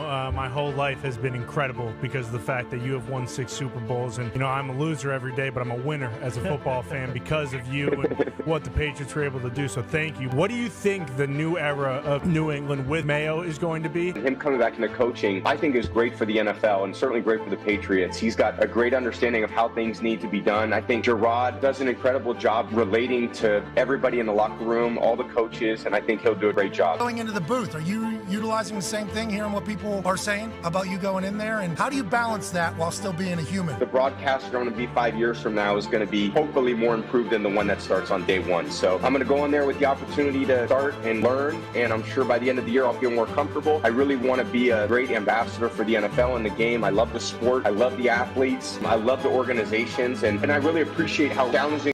The following program is a collection of stooges talking about happenings in the sports world. It is meant to be comedic informative. The opinions expressed on this show do not necessarily reflect the beliefs of their peers, their boss, or ESPN. There may be some cuss words because that's how humans in the real world talk. If you are young, please seek permission before watching any further. Hey, Why? let's go. This show stinks, and the fact that you listen, we are very, very thankful for. The all-time leading tackler for the Green Bay Packers, you pig! Damn it! Be a friend, tell a friend something nice could change their life. Sport! Hello, beautiful people, and welcome back to our humble abode, the Thunderdome, on this Super Bowl Overreaction Monday, February 12th, 2024. Hour 2 of the program starts now. Football! Now, shout out to Verizon for that first hour on this Overreaction Monday. Give Verizon home internet for blazing fast and reliable home internet. Cut the cable, switch to Verizon home internet today. Hell yeah. Now, I believe Verizon was the Beyonce announcement of a new album coming, where you can't break the internet because Bingo. you got Verizon internet. That's right. Watch me try. Get Verizon home internet for blazing fast and reliable home internet. Or I could even say the price is the price guaranteed. You don't need to worry about unexpected price hikes, hidden fees, or equipment charges from your friends at Verizon. Shout out to Verizon for joining us this year. Thank you, Verizon. Shout out to Verizon for joining us this year. And AJ Hawk joined us. That baby AJ Hawk. Good to be here. That baby AJ. How you doing, pal? Man, what a game, huh? Really a cagey first half, I'd say. And the second half really picked it up, didn't it? Well, Super Bowl, everything's going to be a little tighter. And although we view these superstars as super cool characters, very comfortable and confident in their abilities, and you earn your way to the Super Bowl by beating great teams one after another and performing at the highest level, Super Bowl is a Super Bowl. You can try to act like it's not a different game. You could say, this is a normal game. Let's just do our normal routine. Let's get out there. Once those bulbs are flashing, when you hit that kickoff, you realize quickly, this is a different game. Yeah. Mm-hmm. It's a little bigger. Guys seemed a little bit tighter. Christian McCaffrey has that fumble early after they just marched right down the field. Then the ball's on the ground 3 more times in that first quarter. It just felt like the boys were a little tighter than we could have imagined, but it's a Super Bowl. It is to be expected. And then in the second half, and now we're playing football, A.J. Hawk. Man, I mean, could you have, I know there's a lot of script talk and all of that, but could you have drawn up a better script to keep people engaged, keep people involved? And yeah, also going back to why is there a clock in overtime? That just confuses everybody. So I just got a text from Big Red, Matt Garrett, who's the College Game Day EP, I believe is his title. Used to be in the NFL for a long time, came over to College Game Day. Guy's got the biggest noggin. Oh, man. Like, those big hats that they had at the Super Bowl? I believe Mike Vick was wearing one. them. Yeah. That's his actual hat. Like, that is what he actually, not with the thing in the middle, that is what he wears. Big brain, good guy. I appreciate him. He texted me and said, well, that's because if there's wind, it's an outdoor stadium, you change like the quarter or whatever. It's like, we don't have to. Overtime used to be just one overtime. Yeah. But I understand that is potentially, in theory, the concept. But it's like the thought of, are they not going to be able to score here whenever they get the ball back? I don't think whenever the rule was implemented, they thought that one drive would take 8 minutes, right, and then another one would take 7 minutes. I don't think that was necessarily thought about. For the timing thing, whatever. It's football, need time, okay. I don't think it is necessary, but I do appreciate the fact that everybody and their moms and their daughters now, because Taylor Swift pays attention to the football, knew what was going to happen after the Niners kicked that field goal in overtime, AJ, right? Yeah, it pretty much felt like it was inevitable, no question. Yeah, that is what Patrick Mahomes is. And I think even Tony Romo said it, and he said a lot of things last night, and he sang a little bit last night and all of that. But it's like, this guy is the Tom Brady. This is it. Tom Brady in this situation, we think the exact same thing. We go, okay, you gave Tom Brady the ball back. All he has to do is go score a touchdown. 75 yards, and they win another Super Bowl. They were going to score a touchdown right there. Yeah. That is just a matter of fact on how it's going to go. Now, Spags and that defense get a huge stop, make Jake Moody kick a field goal. Jake Moody, way to bounce back, kid. Yeah. Way to bounce back. Yeah. Rookie kicker, obviously misses that extra point. Hits it a little bit fat, but it was blocked. I mean, 2 big ones. Harrison Butker kicked the 57-yarder because he high snap, timing was off, hits it in between somebody, gets very lucky, that thing goes through. Super Bowl record. I did not, 2 Super Bowl records last night. One of them broke in the same game by the kickers. Fantastic work. Didn't like Jay Feely burying Jake Moody, okay? No. Guy's a rookie kicker for the San Francisco 49ers. Obviously, that extra point's a big deal. Jake Moody's going to think about that forever, but very unlucky as well that somebody's hand just so happened to be there, which is what blocking is. Jake Moody's got to make that, though. Jake Moody knows he has to make it, but how it goes. But it's like that whole game, as it gets going, you start thinking to yourself, oh, the Chiefs are going to win this game. For sure. I think it was maybe third quarter, middle of third quarter. We all had the same mind. Oh, yeah. It was like, they're only up 1 touchdown, the Niners, and they've seemingly dominated the game. Yeah. And the Chiefs have, 4 yards on the offensive side. I think they've only completed 6 passes or something like that. And it's only a 1-score game. It's like, the Chiefs is still the Chiefs. Oh, yeah. Chiefs is going to win this game. And then whenever you get a punt, muff, turnover, it's like, this is what happens for dynasties. Tommy Townsend hit a ball into the sky. The off blocker there, 28, had no idea it was coming down. Chiefs get the ball inside the 20 in the third quarter. It's like, here we go. This is what happens for dynasties. And it just felt like it was only a matter of time, A.J. Hawk, for all of us. Now, with that being said, Brock Purdy and the Niners took the Chiefs to overtime in the Super Bowl. Mm-hmm. Yep. Kyle Shanahan had a 10-point lead. He loses again. So that's going to be over his head for the rest of his life until he wins the Super Bowl. But I thought it was a fantastic game. I think it all played out perfectly. Yeah, definitely. I mean, it was a lot of fun to watch. And what it felt like early on, I mean, through almost 3 quarters, it felt like the Chiefs offense had to work so hard just to get a first down. Like everything they were doing, like the Niners were making them go the hard way. And it felt like that. I'm like, all right, I don't know if you can keep that up for 4 quarters. And then all of a sudden, like you say, the Chiefs is the Chiefs. They become who they are, who we are used to seeing, because obviously old Patty Mahomes is making plays all over the place, and guys are making plays for him. And Kelsey, one catch, 1 yard at halftime. I know JJ made a point of that watching the halftime show, and then Kelsey comes alive in the second half when you need him, man. It's just, this is what they do. JJ had a sweet haircut. Sweet haircut. So cool. Everybody noticed it.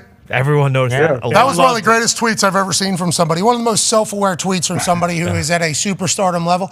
You ever change up your hair and wonder if anybody will notice? They noticed. Yeah. The entire internet noticed. He had a little bit of this going on whenever he joined us. He did. On Wednesday. Not to the max that it was. We went and pulled him. Yeah, he had that's like a sloppy spike. You know, a lot of whites who have a lot of cowlicks have done this with their hair for a long time. The boy bands obviously had a lot of guys that had this type of hairstyle. There is a ratio, though, of hair down, hair spike. Hair down, hair spike. A lot of people are thinking too much spike, not enough hair down for old guy who sticks his finger in an electric socket, is what they're saying about this guy. Jeez. So I want JJ to know you're still handsome, you're still bigger, stronger, and better than all these people that are burying you, but I appreciate the self-awareness out of the JJ Watt. Yeah, I mean, you let the guy live, okay? His soccer team is one of the worst teams in the whole country of England, okay? He wants to switch up his hairstyle, maybe make him a little happier. Let him do it, okay? And you mentioned at the end, say it to his face. You think he looks like a big dumb dipshit and you think it's the worst haircut of all time? Say that to his face. Yeah, we got a lot of people calling us a lot of names because we talked about Taylor Swift on the internet. I just want to let you know, she's a football girl. She chugged beer last night. I'm a fan of that. Yep. I'm a fan. Now, allegedly, there's some devil stuff happening a couple doors down. Oh, yeah. Did you see that, AJ? Alleged.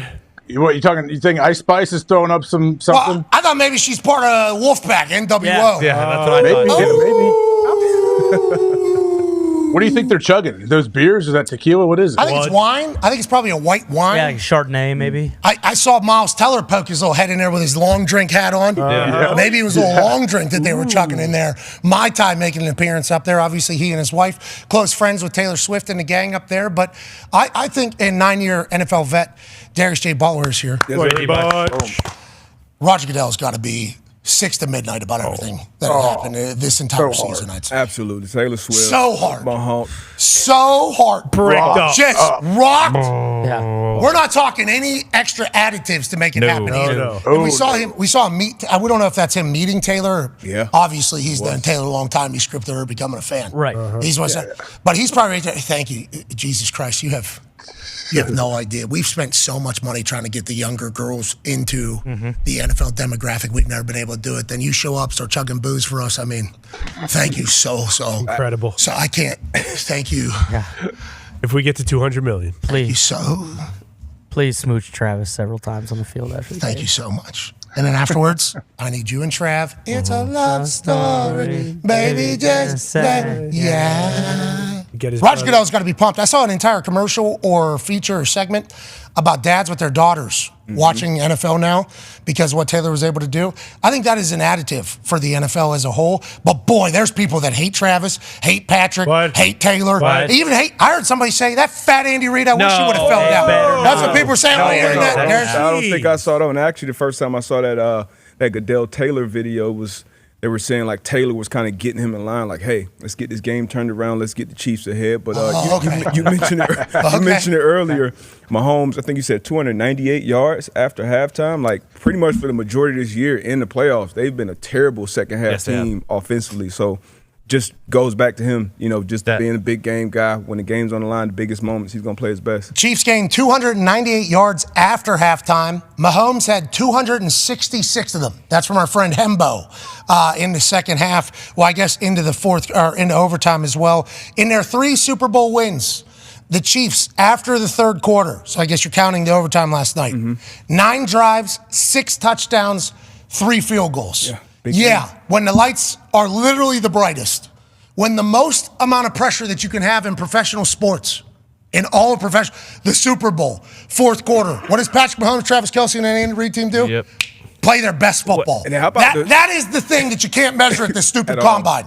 Like you can't find it at the combine. You can't find it at the pro day. It's like, hey, whenever there's 200 million people watching and billions and billions billions of dollars on the line. Are you going to play normal? Are you going to play worse? Or are you going to play better than you've ever played? It's like that team is filled with guys that play their best ball. You saw the last play, the corn dog play, and then not only that, throughout the game, a couple of design quarterback runs that you haven't seen all year the same one with Mahomes, and they work.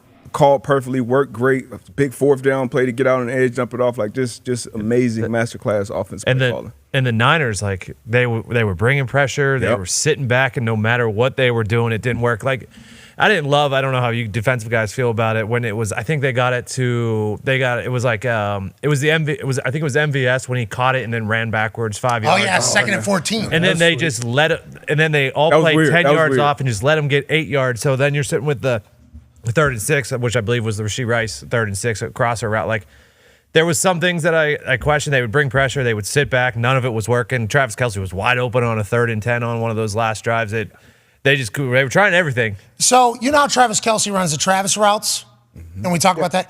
In the first half, it felt like a lot of the play calls, they had people going to where Travis normally dances at. Like Tony Romo, bat 1,000. Hot bat. Yeah, he did. Bad. I mean, he was just sitting in there every single. Homer, Homer, Hack. Homer, I'm a- Homer, I'm a- Homer, Yeah. Homer, Hack. Homer, I'm a- Homer, I'm a- Homer, I'm a- Homer. every time in there. And we're wheeling and dealing as well. But there was one time where he was like, all right, it was down the red zone. And he was like, all right, this is where Travis Kelce would normally go here and then go to the middle of the defense.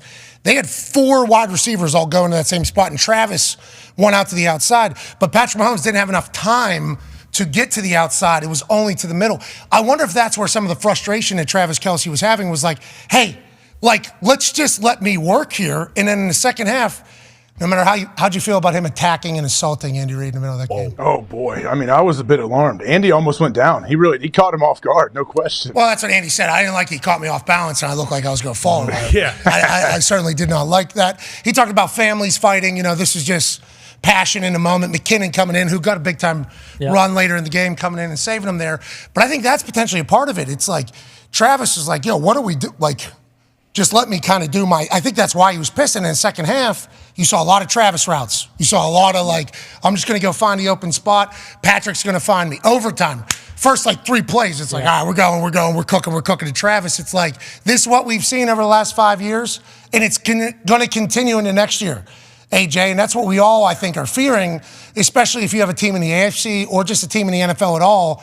These two are going to be running roughshod for another year. And Travis is going to have an entire offseason. Oh, yeah. That was a big one right there. That 37. He almost scored a touchdown. Yeah, and they had Fred Warner on him a lot in man-to-man coverage. I feel like Ward, I think he was on Noah Gray on that play. Definitely want your best cover guy on Travis Kelce with that little mesh route. But to your point, when the game's on the line, and even then, I think they threw the back shoulder fade, and that's when Rashee Rice was kind of upset because he didn't come to him wide open. Yeah, the ball was on the ground, Rashee. Yeah, low snap. Guy didn't even know you were on the field at that time. Couldn't get back to him, throwing the back shoulder fade. And I think he was going to 87 regardless. Probably. If he catch it, nobody catch it. We kick the field goal, go to overtime. Yeah, I do love, though, that Travis is about to have a whole offseason love. Oh, that's right. So much love. Touring the world, probably. Yeah, he's probably going to Australia, right? He's going to parade. After the parade? Yeah. I mean, who Parade knows? Wednesday? Taylor might be at the parade. I believe the parade is Wednesday, from what our sources have been telling us, due to the fact that we might have 15 on. Oh. Yeah, maybe. I'll be excited to chit-chat with him because he's just like this, too. He's just like, we have this graphic. This dude's only 28 years old. Look at this graphic. Look at this graphic that Dirty put together. This dude's only 28. 3-time Super Bowl, 3-time MVP, 2-time regular season MVP, 15-3.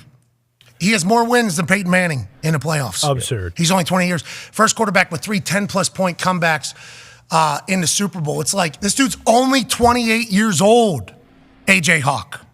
I mean, come in with young receivers, it doesn't matter. This is, we're witnessing the next great dynasty, obviously, and having him only 28 years old. Yeah. And Andy Reid doesn't. Andy said he hadn't even thought about retirement, right? Everyone's claiming that he might retire. No, Patrick's 28. He could do this for 12 more years. He's like this too. Insane. You know? Just like after the game, moxie, swagger, confidence. We ain't done yet. We're not done yet. He understands the mission. I think Travis Kelce even said, after we won that first one, we chit-chatted about how there's different tiers of teams. The There's the teams that win one Super Bowl and then they're kind of gone. Then there's the teams that go. And he's obviously talking about the New England Patriots. Yeah. And they're like, that's their vision is like, we need to build a dynasty here. Like, this is what we want to do. I think Boomer was talking to Patrick before the game, or Nate was talking to Patrick before the game. I forget what it was during the CBS pregame kickoff show where J.J. Watt was certainly a topic, or his hair was certainly a topic of conversation. But like Boomer was talking to Brock, and he said, after Super Bowl 58, the 49ers are, finish the sentence, and Brock Purdy said, champions. And then Nate Burleson said, after Super Bowl 58, if you could please finish the sentence, Patrick Mahomes, the Chiefs are, and he said, a dynasty. And I was like, oh, they are, that is what they are. That is their mindset, is like, yeah, we are the great ones. He's only 28. People are talking, even us included, like, let's not start comparing this guy to Tom. That's going to be an impossible feat. 7 Super Bowls, 6 in one place, 20 years of dominance. It's like, it's hard not to. This guy's only played for 6 years, because his first year he didn't play. Alex Smith was the quarterback. He's been in the league for 7 years. 6 straight AFC championships. They've won 3 Super Bowls. Like, what is this guy? He's different. Speaking of different, joining us now, quarterback pundit for ESPN, a man who knows all things football. We heard him 2 weeks ago say, I don't know, to something, which was startling and breaking news. Ladies and gentlemen, Dan Orlovsky. Yeah, Dano. Dano, happy Super Bowl Overreaction Monday, pal. Dano.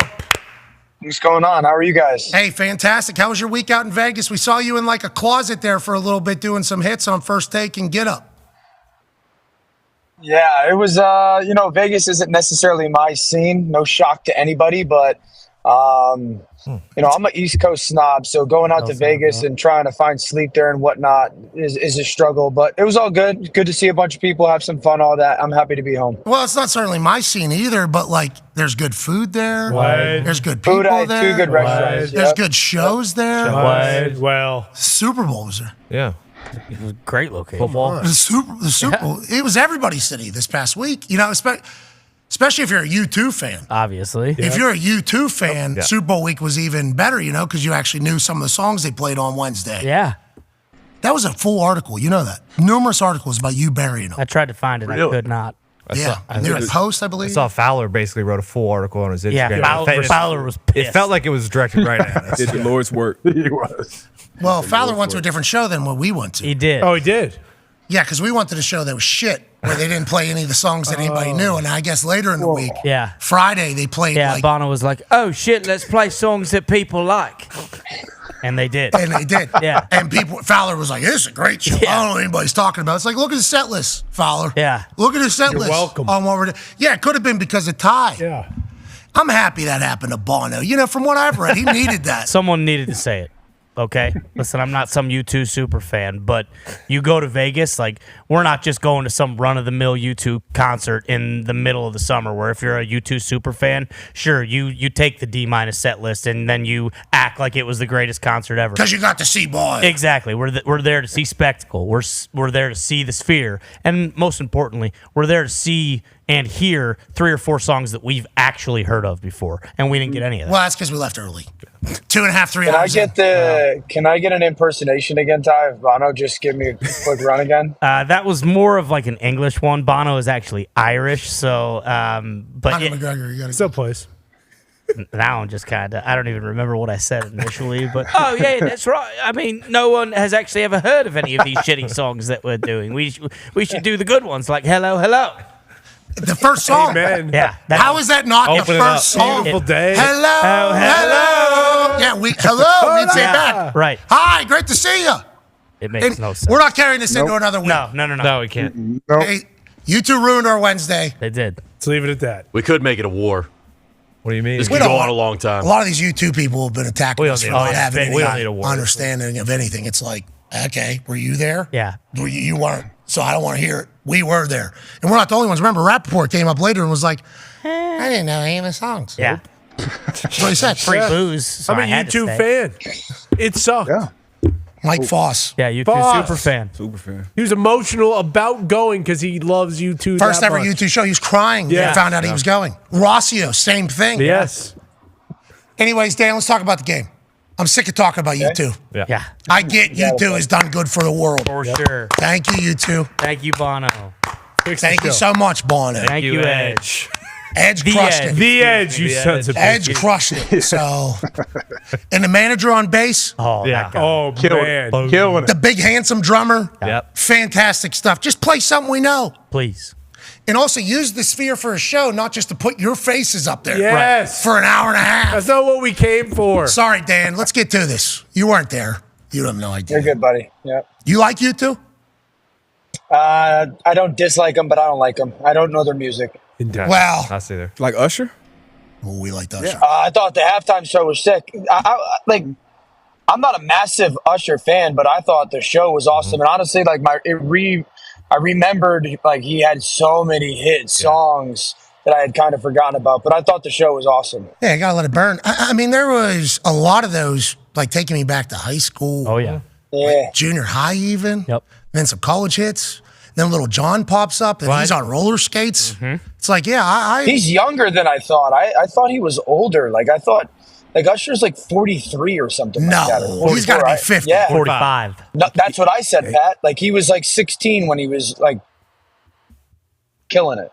That's Bono. Bono's throttling you. Yeah. All right, let's talk about the game. Patrick Mahomes cements himself as a Mount Rushmore quarterback last night, obviously. Future Hall of Famer, obviously. He's only played for 6 seasons. He has 3 Super Bowls. This guy is phenomenal. He is stupendous.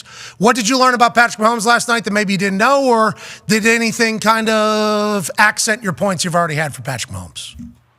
Yeah, I don't think we learned anything different. Well, I'll say this. The way that this season has gone and then the way that he kept them in it last night, focus-wise, I think the star of the game was Patrick Mahomes. I think the reason the Chiefs win is because of their defense. I mean, that's what I said before. When Patrick came into the NFL, he was a phenom. He's now gone to savant. You know, I think when you're in the building last night, the first half was a really weird feeling. You know, it was, you guys probably watching on the broadcast, I don't know how much they kept camera on the field into the commercials or out of them, but like the body language from their offense was so off. They were absolutely shell-shocked. The defense, and you guys know this, they had a little bit more juice on and off the field and whatnot. Offense was awful, but you kept seeing Patrick not blink as far as like shots on the sideline. And I think the things that stood out for me in central focus to Patrick was like how much control they gave him at the line of scrimmage to make some checks. Like he made some checks. You know, the third down that he dumps the ball off to McKinnon to the right on, I think it's like 3rd and 2. In the fourth quarter, Patrick checks that play at the line of scrimmage. The shallow cross to Rashee Rice in overtime, I think on 3rd and 6. That's a check at the line of scrimmage, both by like the play call and the way he handles the protection. So like just, again, you know, we've seen him come into the NFL and be this unbelievable talent, but watching him, you know, win games in many ways because of his mind and his football IQ and his intellect, I don't think it was like learned last night, but it was certainly stamped in that fashion. Go ahead, AJ. Dan, were you surprised afterwards to hear the difference between the Chiefs, how dialed in they were to hold the overtime situation and what their plan was compared to the Niners and the players, some of them not really exactly knowing obviously what their plan was and even knowing what the overtime rules were in the playoffs? Yeah, I was shocked. Number one, their head coach has, you know, been in the only overtime in Super Bowl history. Obviously, Kyle with the Falcons and the Patriots. So the fact that he experienced it. 2, the rule changed like 2 years ago, and I think everybody that is a fan of the NFL or plays in the NFL knows why that rule got changed in regards to Patrick and Josh Allen and whatnot. So, you know, I'm kind of shocked, or Brady, I'm kind of shocked that those guys don't know like the at least some capacity of the rule. You know, and I was talking to Jeff Saturday because obviously Jeff coached in the NFL last year for a brief period of time. I was like, don't you think that's something where, you know, when that rule change happens, you guys know these meetings sometimes throughout the season, team meetings become so repetitive, and you try to find ways to have meetings in a different capacity. And so I'm shocked that like they didn't have somebody, at least to our knowledge right now, you know, drum up some of these different rules or rule changes to make sure that everybody knew. So I'm really surprised that, and veterans like Armstead and Juszczyk didn't know. And I was again, calling the game for, the international feed last night. Oh, yeah. Once Kyle took the ball, I immediately turned to Lewis and Fowler. I was like, that's crazy to take the football. And I think, I heard Kyle talk about the analytics and they wanted the ball third. My thought about it is it's very similar to the Dan Campbell kick the field goal, go for it thought for me. The numbers say one thing, they factor, they matter. You have to take into account how you're playing and who you're playing. And Patrick Mahomes had just gone right down the field in regulation, marched right down the field. They didn't get stopped. They just ran out of time. That's how they kicked the field goal to tie it. And your defense was reeling at that point.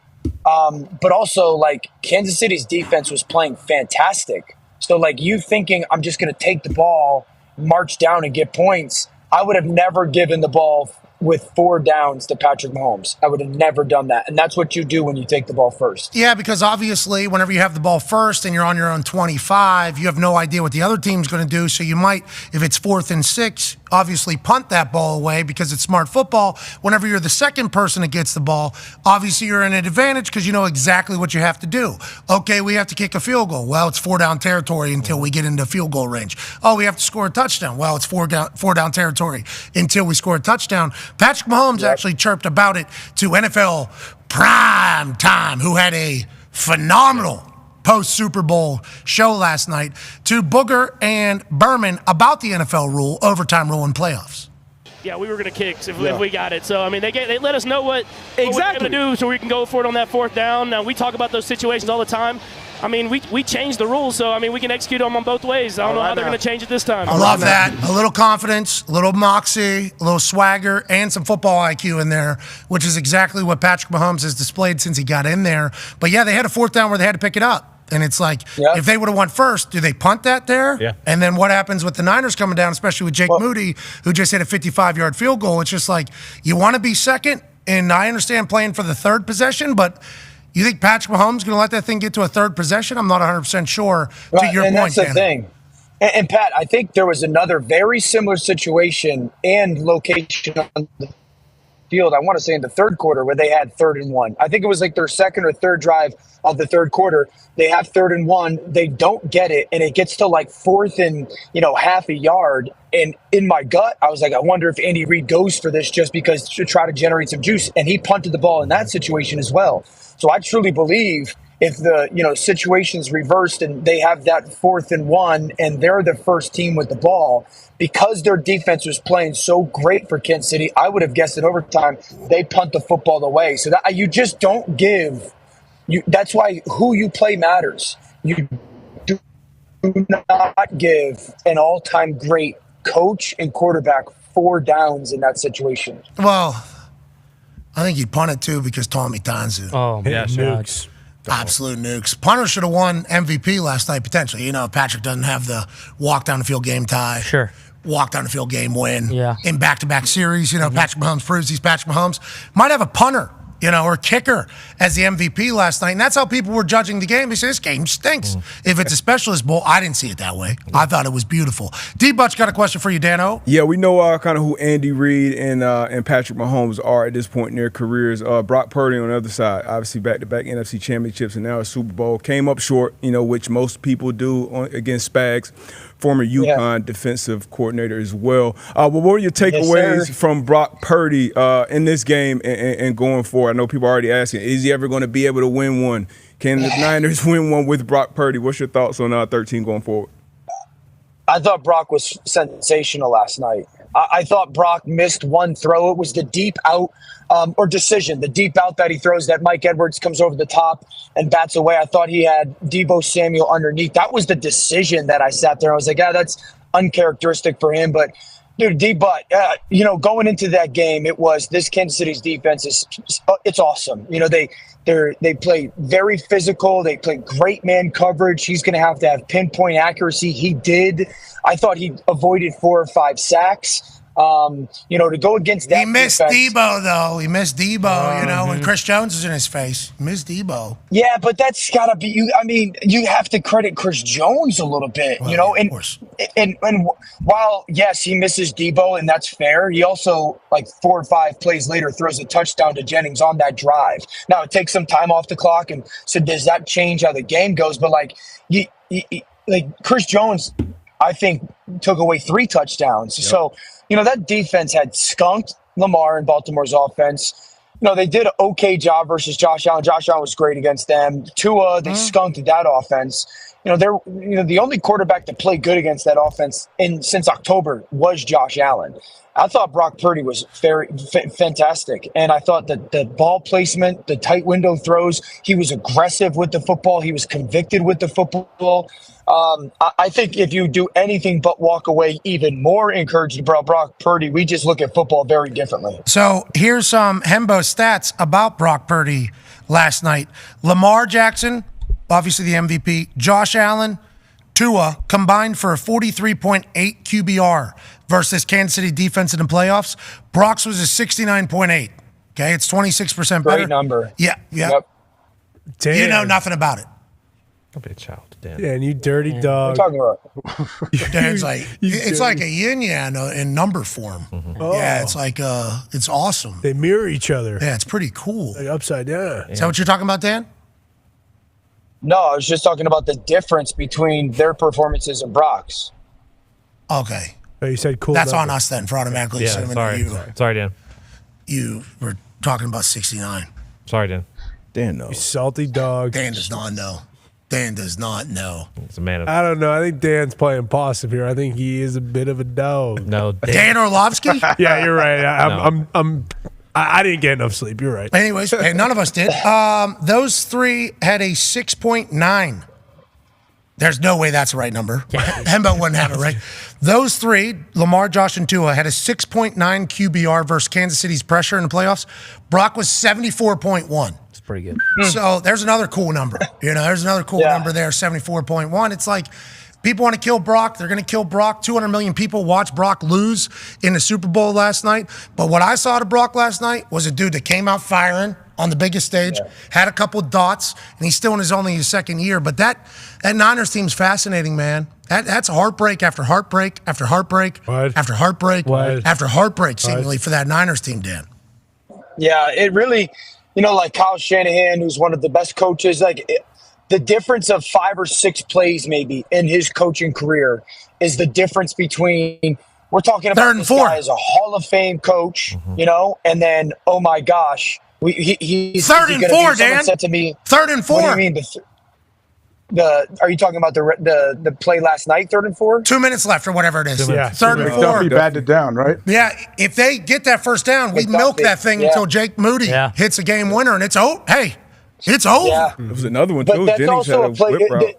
Chris Jones. Yeah, hey, D-Butt, talk to me about this too. Because everyone, I also sit here and this is what I said today. You got to credit Kansas City a little bit. Yes. I love the fact, D-Butt, tell me, because why does Karlaftis go outside and McDuffie go inside? So often we see those defensive linemen, right? They stem down and McDuffie goes outside. So 1, and then 2, and we talked about this a little bit on live last week.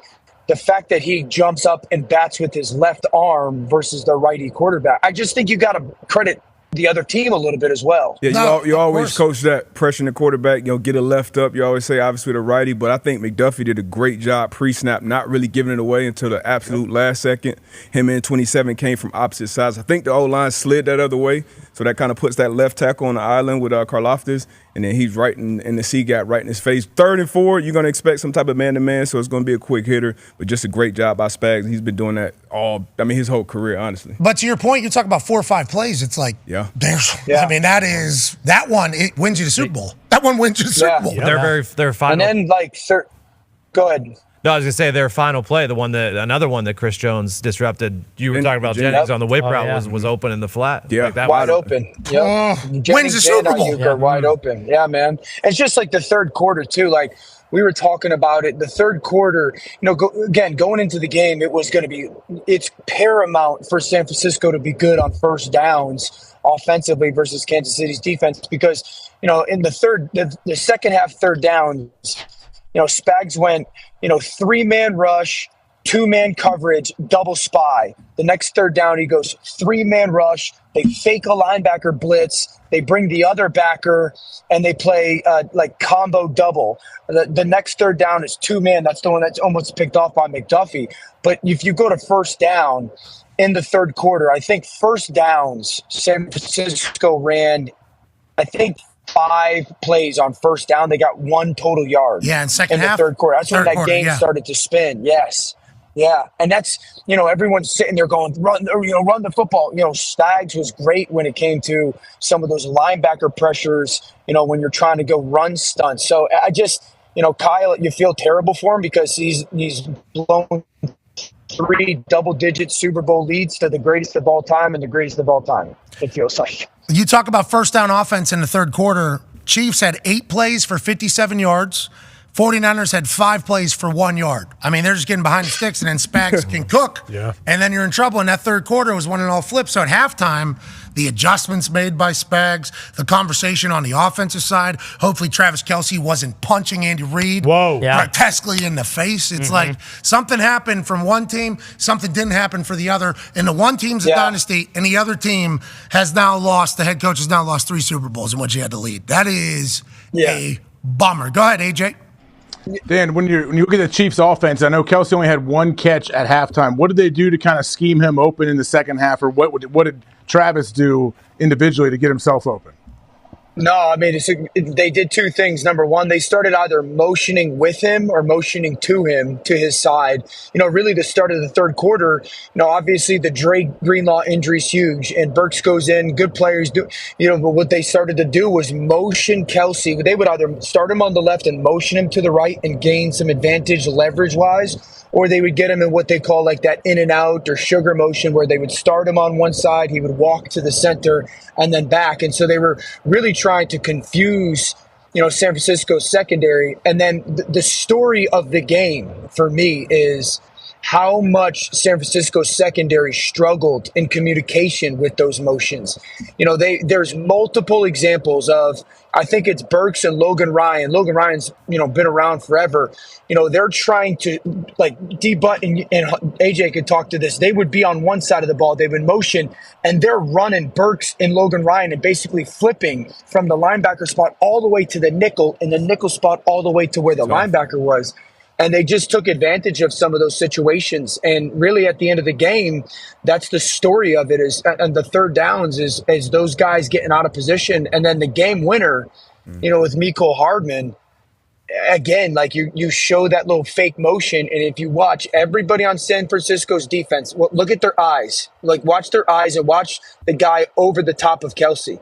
He steps down and puts hands on Noah Gray and totally loses vision to the flat of, Mecole Hardman, and Patrick peeks inside, dumps it outside. So really, AJ, the story is, the motion in Kansas City's offense, really for the second year in a row, and the lack of proper communication on the back end. How about they trade for McCole in October? You have some Jets fans obviously bringing up whenever O's, the mentalist, goes to the Jets camp, and he says, all right, think to yourself, who are you playing in the Super Bowl? And he says the 49ers. That was when he was at the Jets training camp.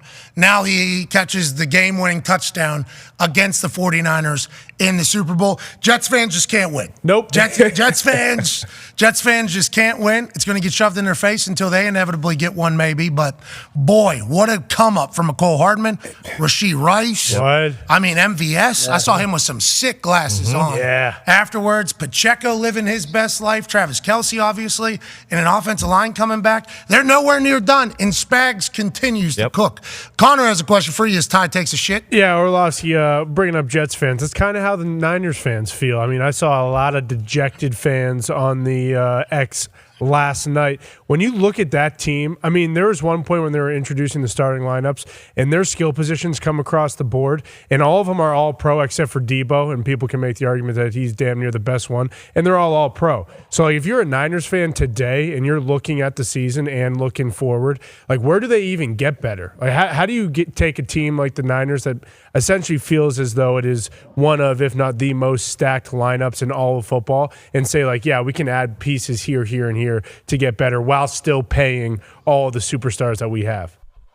Yeah, I don't. There's obviously not massive holes on that football team. I can make the case that Kansas City was better on both sides of the line of scrimmage last night. You know, I think one of the big takeaways was how physical Kansas City's defensive line and dominant at the line they were in comparison to San Francisco as that game went on. And so, again, I don't think there's a ton of holes outside of maybe you look to improve your offensive line play just a little bit. Obviously, Trent is one of the, if not the best left tackles in all of football. So, you know, I don't know if you sit there and go, we are this piece away. You know, you're as talented as anybody in football on the perimeter, and your defense, while they didn't play up to their level this year, expectation-wise, they were really good for the great majority of that game last night. So it's a a feeling that's got to be just dejected because so close again, and the quarterback play was even improved in comparison to 2019 Super Bowl, and yet still wasn't enough. Did you hear that, AJ?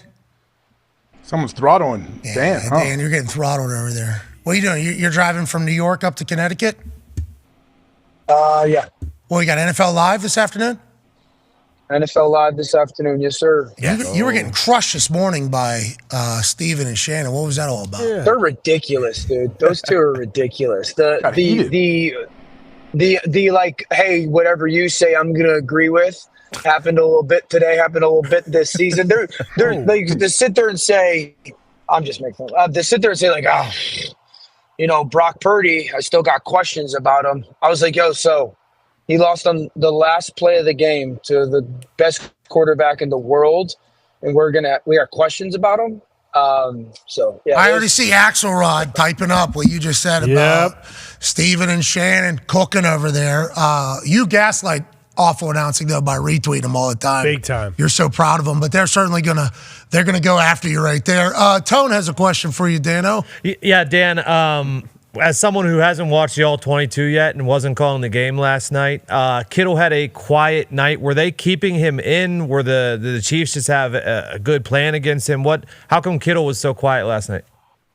Yeah, you have to give a ton of credit to Justin Reed. He was tremendous in coverage. I thought he was really physical at the line with them on multiple occasions. Part of that is if you go back and, we talk about Chris Jones and him ruining a couple plays. Those 2 or 3 plays that he ruins, or, he makes Brock leave the pocket and dump it off to Jennings one time, you're going to have big plays to George Kittle. And so it was a little bit of the perfect storm of, again, you got to tip your hat to Justin Reed. I thought his physicality was a big part of making sure to throw off some of the timing. And then in the huge opportunity to make some big time plays. Chris Jones ruins them. Karlaftis ruins them. So there was a lot of like the perfect storm situation when it comes to credit to Kansas City, but also some missed opportunity for San Francisco. You say ruins like ruin? Ruin. So like ruined. RUINED. Ruined. Ruins. And when was the Super Bowl? When was the Super Bowl? Yesterday. I love it, Dan. Keep doing your thing. You called a Super Bowl yesterday. Let's go, Dan. I've called 2 of them. I have no idea how. I've called 2 of Patrick Mahomes' Super Bowls, so I have no idea how. Well, keep going. Did you talk to Fowler during the commercial breaks about U2 or anything like that? No. No, it was no, we didn't. Did you get to see any of the commercials? Whenever you're calling the game, I guess not, right? No. I heard the Dunkin' Donuts one was good with like Ben Affleck and Matt Damon and J-Lo and Tom, but I haven't heard anything about any of the other ones. Fat Joe also. Yeah, he was there. He was Fat Joe was in. Orlovsky would have loved the E-Trade pickleball babies. Yeah, you said Nick Foles is the greatest pickleball player of all time? He's so good, dude. Like it's First of all, I don't know if I haven't seen him in a long time. He's enormous. Like fat? He is Which every. Jeez. What do you mean, Dan? He's the worst. Talking about his height? No, he's just. You're talking about his Drake? Like His hog? Yeah, Drake. Has he seen the Drake? You're the worst. Probably not. Yeah, of course. Such a he's child. serious. No, I didn't know Nick they, is they like came in that size. 6'5". What is that? Is he working the kitchen? He's every bit of like 6'5", 230. Bledsoe. So he's like, I don't know. He's This guy's. and then he's so good at pickleball. I need Verizon. That group, by the way, that's together there. Matt Barkley, Drew Bledsoe, Nick Foles, Dan Orlovsky, and what's that other one? I think that guy works for Franklin. Oh, you don't even know who he is. Okay. Like, Yes, nice. I think his name is Joe Franklin. I could be dead wrong in that, but I believe his name is He's Joe in my Franklin. phone as Joe The fake Joe name. Franklin. So, are Johnny you a good Franklin. pickleball player or no? Yeah, I'm not really bad at anything. So yeah, I'm good, but I'm not great. All right. And Nick Foles just cooked you? But Nick is unbelievable. He was hitting shots through the legs. So me and Drew Bledsoe were the team that started versus Foles and Matt Barkley. Foles and Matt Barkley flew in just to play pickleball. Okay, they flew in from Southern California just to play pickleball. Landed at like 10. They were leaving at 4. It was 20-0, and they were like, "Hey, why don't we change these teams up?" And what you guys say? Yeah. Matt Barkley, also a player, huh? Please. Yeah, he's good. I mean, he's really good, but he's not as good as Nick. And this was for Franklin? Yes, sir. How many appearances did you go to any of the events? We went to Slapfest on Friday. Oh, baby. Went That was Slapfest awesome. on Friday. Saw a lady just. Is that the Dana White thing? Yeah. Saw a lady right. Yeah. I was 6 feet away from a lady just losing her soul from one swing of a hand. So loud. Yeah. It was so loud. So loud. The smack was so loud. It's crazy. Travis Scott was 2 doors down. Uh-huh. All I kept saying to him was, "Thanks for the shoes, man. We need another. We need more of those." He's fantastic. That wasn't clubbing, by the way. No, it wasn't. The That Nevada was Gaming Commission had to come over and talk to Dana because a lot of people were like, "What are we What's talking going on? Clear clubbing. about?" Club. Hey, well, she twisted her hand. I heard the Nevada Gaming Commission say. Did you go to any of the events? What other events did you go to? I had a couple of appearances over at the center where everything was kind of set up, but the only really I guess event I went to was I went to the GQ party on Friday night. What? Wow. What? Oh, Nomad Hotel. Holy shit. that's so cool. Who was there? And it Everybody. was sweet, dude. Like it was in a library there. I think Stefan Diggs hosted it at some point, or I want to say something, but it was like a cool spot. Roquan was there. CJ was there. What'd you wear? What'd you wear? I wore khakis. I think a sweater and a t-shirt. Thank you. It's not very GQ. To a GQ party, you wore We're proud of you. khakis? We're proud of you. Thanks Should for have wore representing. shin that. guard. Even I think that's dumb. They pleated. Honestly, dude, I don't have any clothes left. We've been on the road for like 2 weeks, so you're getting what you get, dude. Should have wore one of these. Yeah. It's a What shin is that, guard. bud? It's a shin guard. That's fashion. Yep. You walk in there with one shin guard on, you Oh, might my- win the award. Did they have an award? I assume they had an award. I assume they had an award. I honestly didn't stay late, dude. I was tired to go to bed. So boring. Yeah. All right. Well, we got to see the main event of Slapfest. Yeah. That was cool. No love movies. Hey, I just want to make sure I put this out there. I need some help to bring my boys to WrestleMania. I can count on you. I'll put you on television for it. Thank you. Kidding Bye. me? Are you joking? Ladies and gentlemen, Dan Orlovsky. I'm not clapping. Come to SeatGeek. What do you mean? SeatGeek SeatGeek. just got tickets for everything. Duh. They were giving $500 off to the big game. That was ridiculous. I don't think we can just blow past that. That's not a bad play. It's smart. That's not a bad That's play. probably That's smart. like what Carrot Top did. Did you see what Carrot Top did? Carrot Top did a full week of basically promotion of Las Vegas legend doesn't have Super Bowl ticket. He ended up in a suite. He did. Yeah. He ended up in a suite for that thing with Guy Fieri, Wayne Newton. Jimmy Kimmel. Yep. I think I saw Penn and Teller in there. Yeah, it was Yep. The jocked guy from Imagine Dragons. Mark Yeah. Davis. Vegas Suite. The Vegas Suite was sweet. It was. There's a lot of suites. A lot of sweet. Biebs had one. No Chris Angel? The Dashians had No, one. Chris was in there, I thought. He was dangling whole Yeah, game. whole game. Yeah. Yep. He was actually holding the sky cam. Yep. Chris Angel was holding the sky cam the They whole had him time. set up on the jib, and he was just flying. whoa, whoa, Yep. I don't think CBS gave enough airtime to the flyover. Just saying it. I just want to get that off my chest. It was beautiful. It was all women. Wouldn't have known. That was the first ever, I think, all-woman flyover to celebrate the history of female aviators, I believe is what I read online. That's cool. I like Hey, it. shout out. Shout out. Oh, too quick. Now, granted, whenever you're up there dogfighting, it doesn't matter the sex of the person that is flying the plane, okay? You're either going to die or you're not. Yeah. That's how it goes, so we appreciate anybody that signs up for it. But I think that was the first all-female. Yeah, all that matters is if you got the American flag on your wing or not, and are you flying an F-22 Raptor? But What was that last night? It wasn't an F-22 Raptor. Planes are outdated.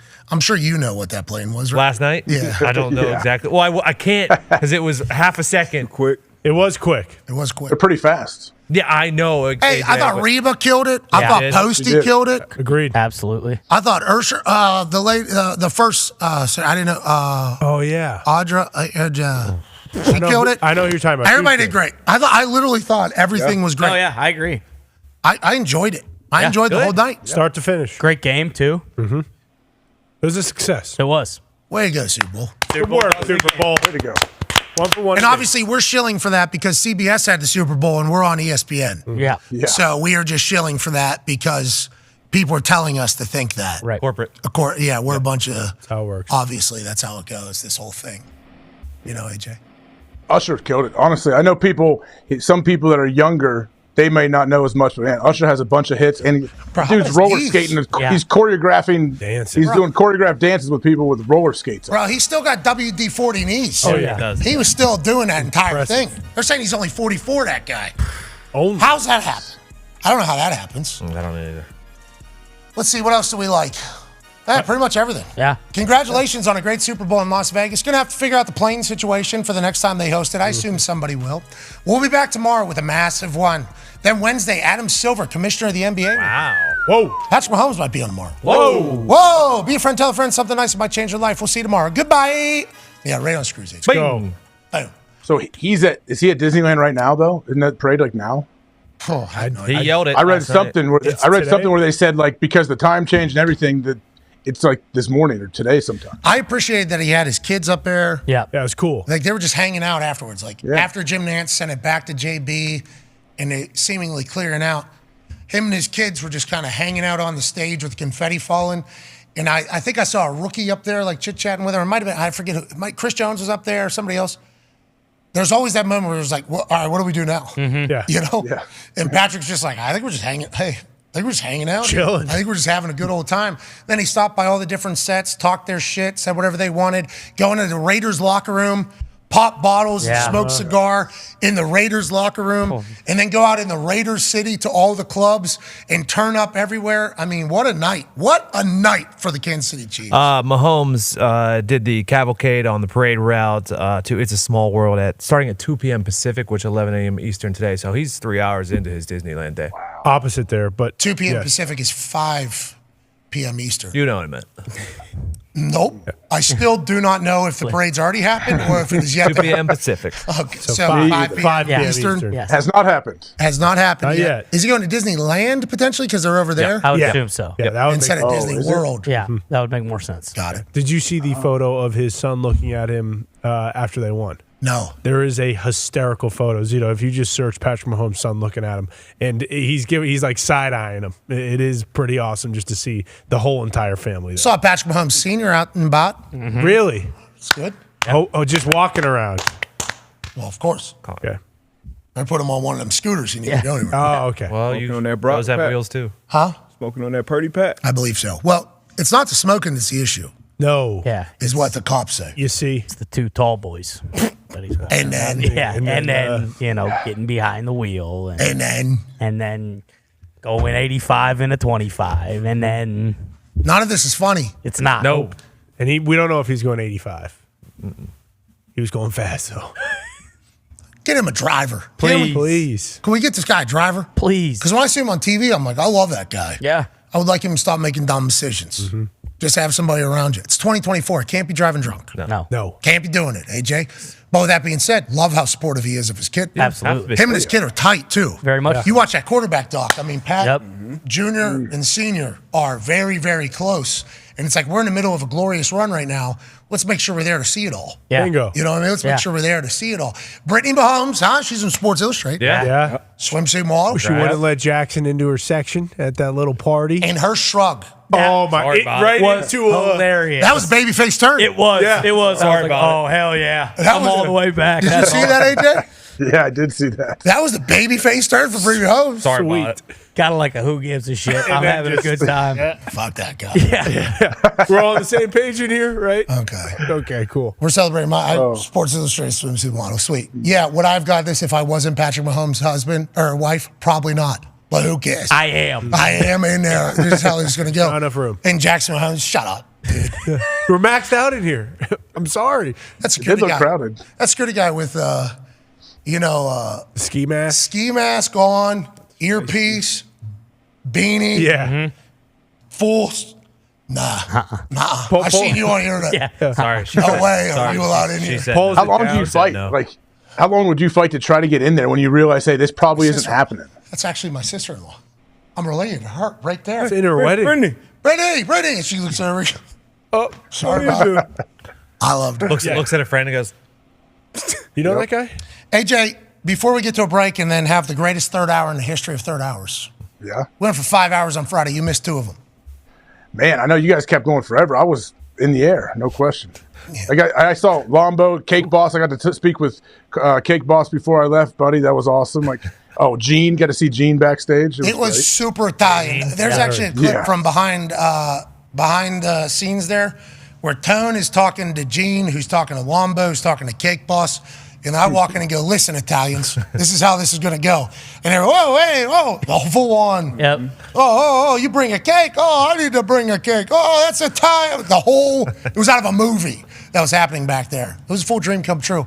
But before we get to the final break here, before we get to the final hour, which might not be a full hour, we were running hard.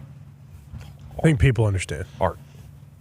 Why'd Ice Spice throw up those devil horns? I don't know. Seriously. AJ, your thoughts? What does it mean? What does it mean that she's doing? Are I people think trying she's to claim saying it's like, NWO. I think she's saying the bloodline is the new NWO. Yeah. what did she do? Can you do it? Can you recreate it? No. No. That's right there. She's going, I'm dancing, And I just part of a little dance, right? flexing his chain. They're just trying to recruit. Because it's taking attention away from the thing that I would like to see.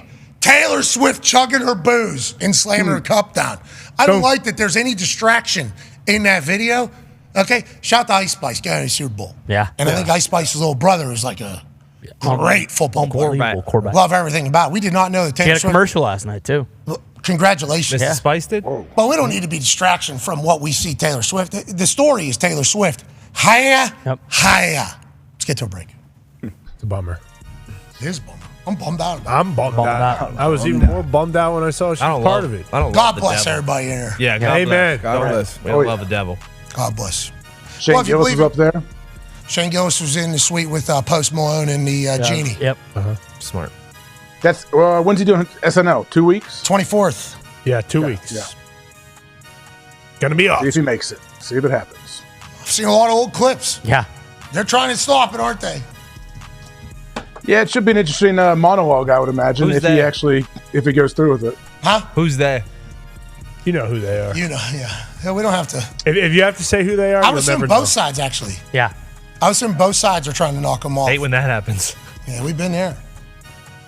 Been there, Shano. Mm-hmm. Not Saturday Night Live level. Right, No. but Just right here in the middle. Well,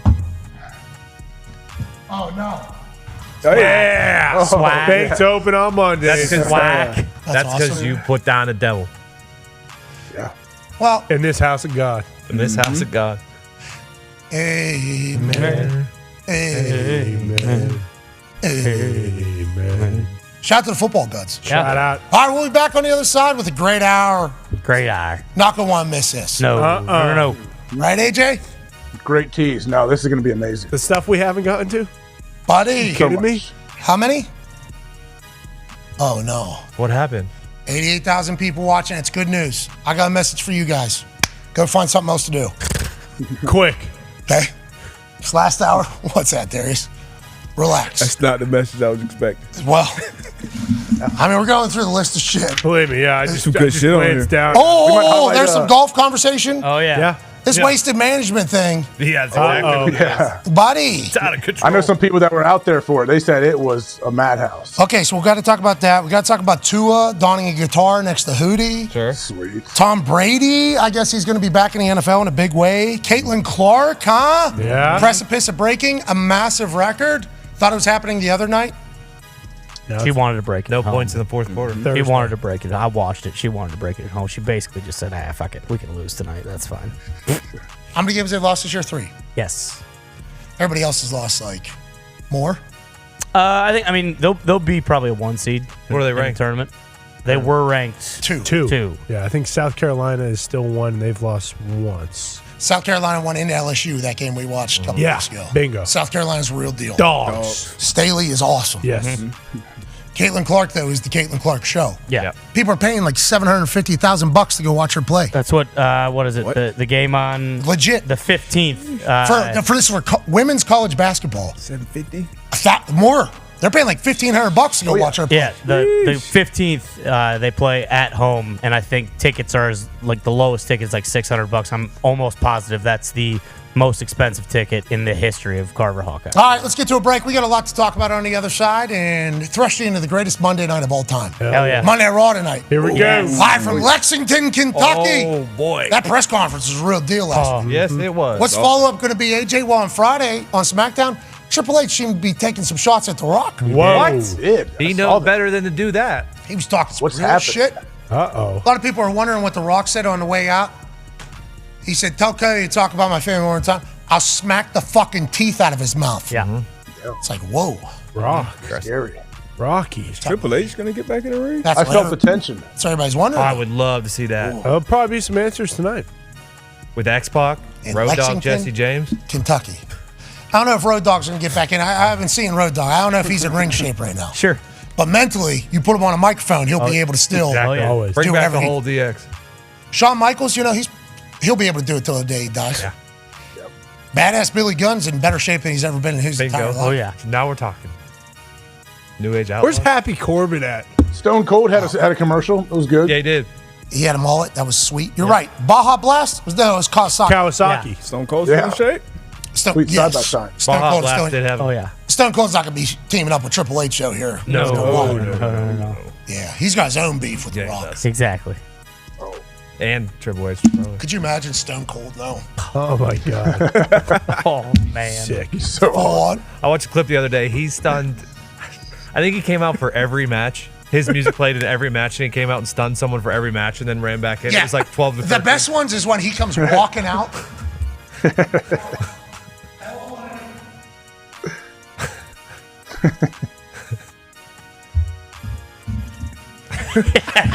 Boom. Yep. Yep. Oh, man. yes. He can do that forever. Forever. Yeah. It's the greatest. Greatest of all time. Swag. All right, let's get to a break. Hour 3 on the other side. Be a friend, tell a friend something nice for Steve. Steve. Yes. It might change your life. Take 5.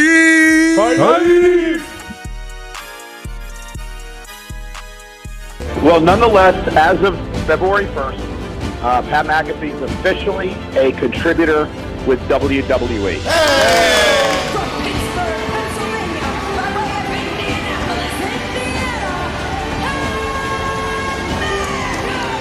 Living his dream to be a part of WrestleMania. I want to see Pat McAfee tonight. I've been preparing for this my entire life. McAfee wins! McAfee wins! Pat McAfee has done it again! It's time to toast the boys and toast the brand. McAfee's wanted to drink beer with Stone Cold forever. Stunner! Stunner! There was a point in my life, all I could think about doing was professional wrestling. McAfee closing in on another WrestleMania victory. First, we're going to have to get the okays, obviously. And we did from people high up. They were the only people that knew for a while. There was like 3 people that knew in the whole world that was going to potentially be a situation for a little bit. City of Stars, Boston Connors here. We will be there tonight. Everybody's supposed to know we're here. It's going to be tough. And if you're a man that's only known for wearing tank tops, you kind of got to cover it up.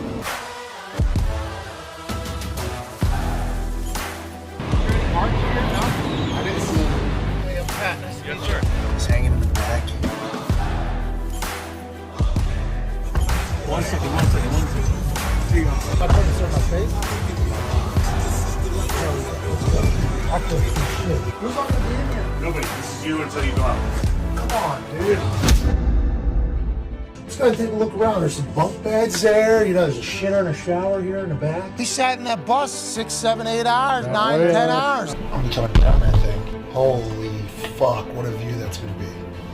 Hell yeah. Look at all those fucking people that are gonna be there. Just waiting, for an opportunity to potentially have a WrestleMania moment. It's ridiculous. This is awesome.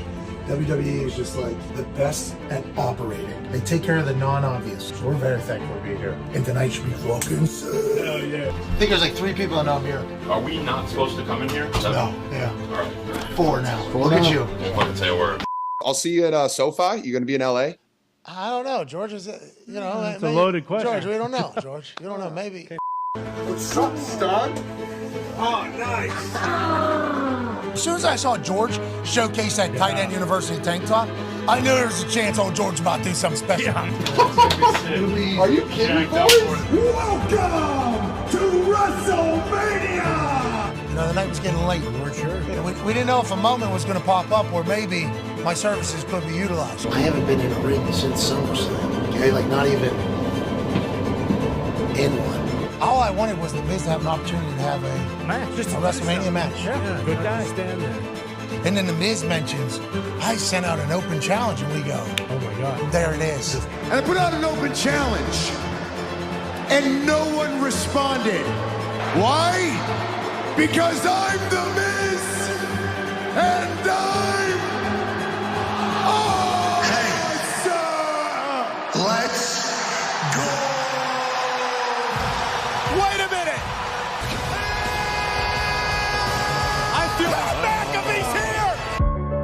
I have walked out into a stadium as a WWE superstar probably 1,000,000 times in my head. WrestleMania was missing Pat McAfee in the Pat McAfee Show!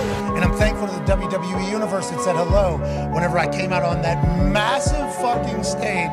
By the way, there's only 2 announcers undefeated in WrestleMania history, me and Pat. I can't believe McAfee's here! Hello, beautiful people! What's up, Snoop? What's up, Snoop? You're a legend, dog. You're the best, dog. Hello, Miz. None of us saw this alleged open challenge that you set. But good news. This is my WrestleMania tank top. If you still would like a match, why don't you let me beat your ass right here, right now? You all want to see The Miz versus Pat McAfee right here, right now? I'm the host of WrestleMania, and I cannot make matches official. Miz, I do believe your tiny balls are showing. Tiny balls. Tiny balls.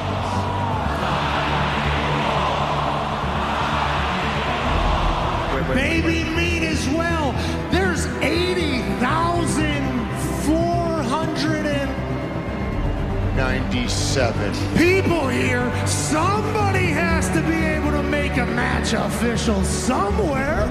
I am the dog father and the host of WrestleMania, so I feel like I could make that match happen.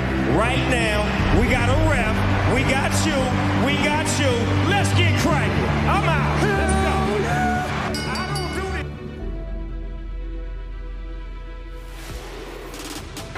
And McAfee go right after Miz with the right hand, driving Miz back into the corner. Pat McAfee in action. This is a blatant sneak attack. He takes his duties as host of WrestleMania.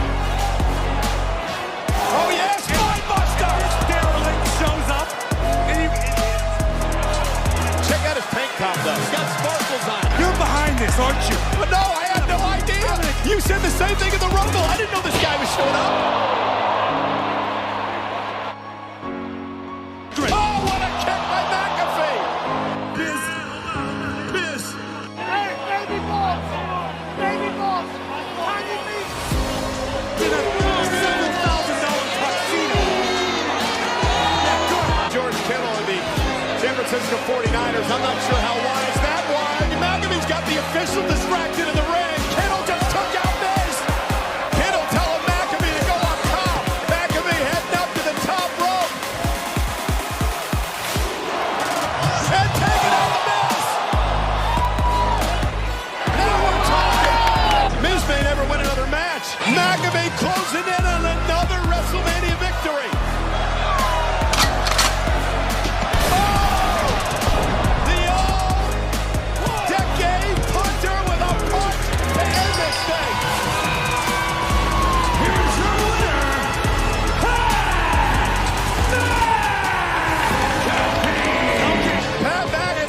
Surprise here tonight, and WrestleMania goes Hollywood.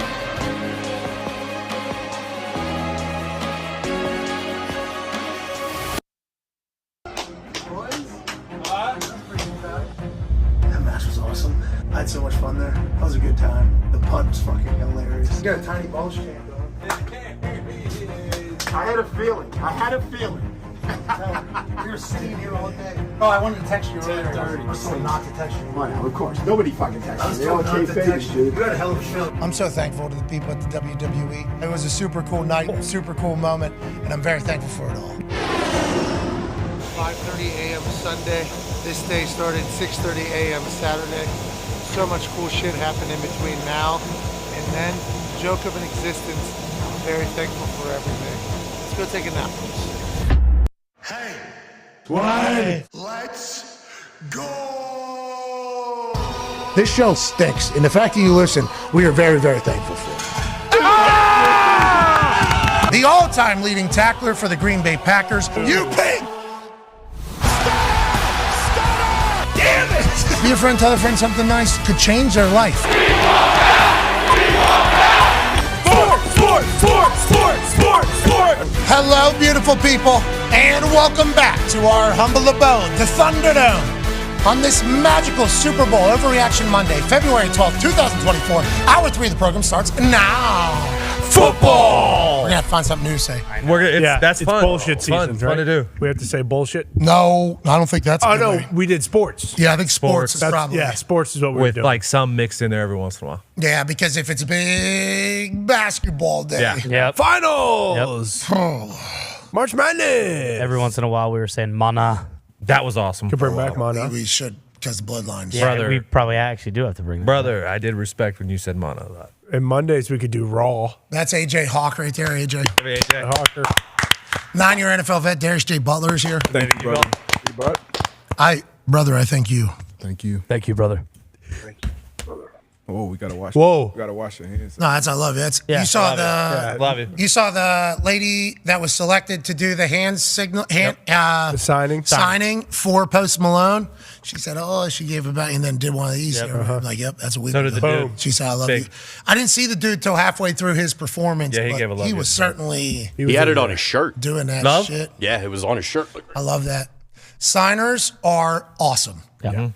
I'm very surprised. As somebody who's only done like, I think I have the exact number. It's either 17 or 27. I don't remember. Shows, stand-up shows, one-man shows, live shows, whatever the case is. You will not see one of our shows ever without a signer, even if there's nobody deaf in the crowd. Don't matter.